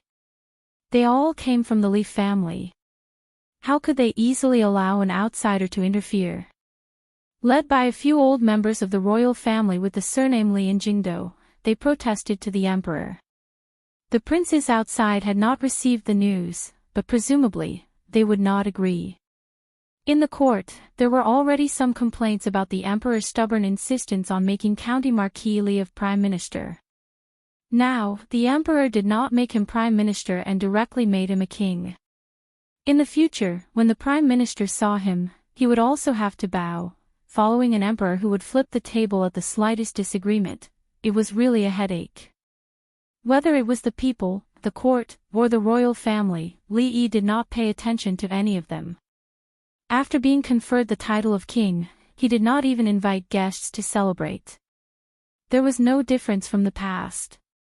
If one had to go into detail, there was still a difference. In the past, it was very leisurely at home. Now, he had to look after 3 children at the same time, Li Duan, Yongning, and Shaoning. The 3 of them could not even handle it. He couldn't help but imagine his future and couldn't help but worry. Of course, Shaoning was no longer a child. Many times, she could help him look after the children. This was a very good change. Fong stood behind him with some confusion and asked, "Son-in-law, do we really not need to change the signboard on our door?" Li Yi waved his hand. "No need. I have no choice but to change it." Old Fong shook his head and said, "Son-in-law is now a prince, so the entrance can't be so shabby. We have to change 2 bigger stone lions, and the plaque should also be changed. Let's talk about it later." Li Yi shook his head and said, "Is there anything important these few days?" "Important?" Fong scratched his head and said, "The important thing is that you have been conferred the title of Jiang of Silla. There seems to be nothing else." "Right, yesterday, the Baldy sent a letter. He said that he now has a lot of people under him. They have built a city in the mountains. I don't know the specifics. These things are all managed by Second Mississippi. If son-in-law wants to know, I can go to Second Miss to get the information." Fong got up and left. Soon, he came back and said, "Son-in-law, there is an old man outside looking for you." The old man who came to find him should be one of the most powerful old men in the Jing Kingdom. Li Yi stood up and walked to the front hall. He cupped his hands to the old man who was waiting in the hall. "I didn't know that Prime Minister Shen was coming. I didn't go out to greet you." Prime Minister Shen stood up and bowed in return. He said, "This old man can't accept a bow from Jiang of Silla. The Li family and the Shen family could be considered to have some friendly relations." Prime Minister Shen had stood behind him several times in the court. He had people serve good tea, and after chatting for a while, he opened his mouth and asked, "Right now, only Prime Minister Shen is supporting the court. You should be very busy. How come you have the time to come here to drink tea?" Prime Minister Shen smiled and shook his head. He said, "This old man didn't come here to drink tea with Jiang of Silla." He put down the teacup and said, "Although Jiang of Silla is not in the court, I think he should know about the situation in the court these days." Li Yi didn't deny it. Prime Minister Shen raised his teacup and said with a smile, this old man hasn't thanked Jiang of Silla for Su's matter. He was talking about Su disguising herself as a man and sneaking into the Mathematics Academy. Li Yi suddenly realized that Prime Minister Shin had always kept a low profile in the court. He was the complete opposite of Prime Minister Qin and belonged to the gentle faction. But at their age, which one of them who could get to this position was not an old fox? The matter between Su and Li Xian, whether it was unintentional or the Shin family intentionally pushed it, was ultimately the Shin family who benefited. He couldn't help but look at the old man in front of him in a new light. Li Yi didn't respond, and Prime Minister Shin didn't continue on this topic. He looked at him and slowly said, I think Jiang of Silla knows His Majesty's temperament better than anyone else. His Majesty has fallen out with the court officials and clan members this time. The court is not stable. If this continues, there will be great losses. Only you can persuade His Majesty. Li Yi looked at him and asked, What do you want me to do? Prime Minister Shin shook his head. This old man doesn't know what to do, but I know that His Highness Jiang of Silla definitely knows. You are not me. How do you know that I know? Jiang of Silla is also not me. How do you know that I don't know? If he continued to ask, he would be suspected of exaggerating the number of words. Li Yi shook his head and didn't want to argue with the old man in front of him. There were some things that everyone was well aware of. At this point, he couldn't say any more. You're tuning into the LoveLore Library YouTube channel. We're so grateful for your support, and don't forget to subscribe to join us on this incredible journey through captivating stories. Your generosity through donations truly makes a world of difference, as it's the primary source of revenue that allows me to expand and enhance this channel for you. Thank you from the bottom of my heart for being a part of this adventure.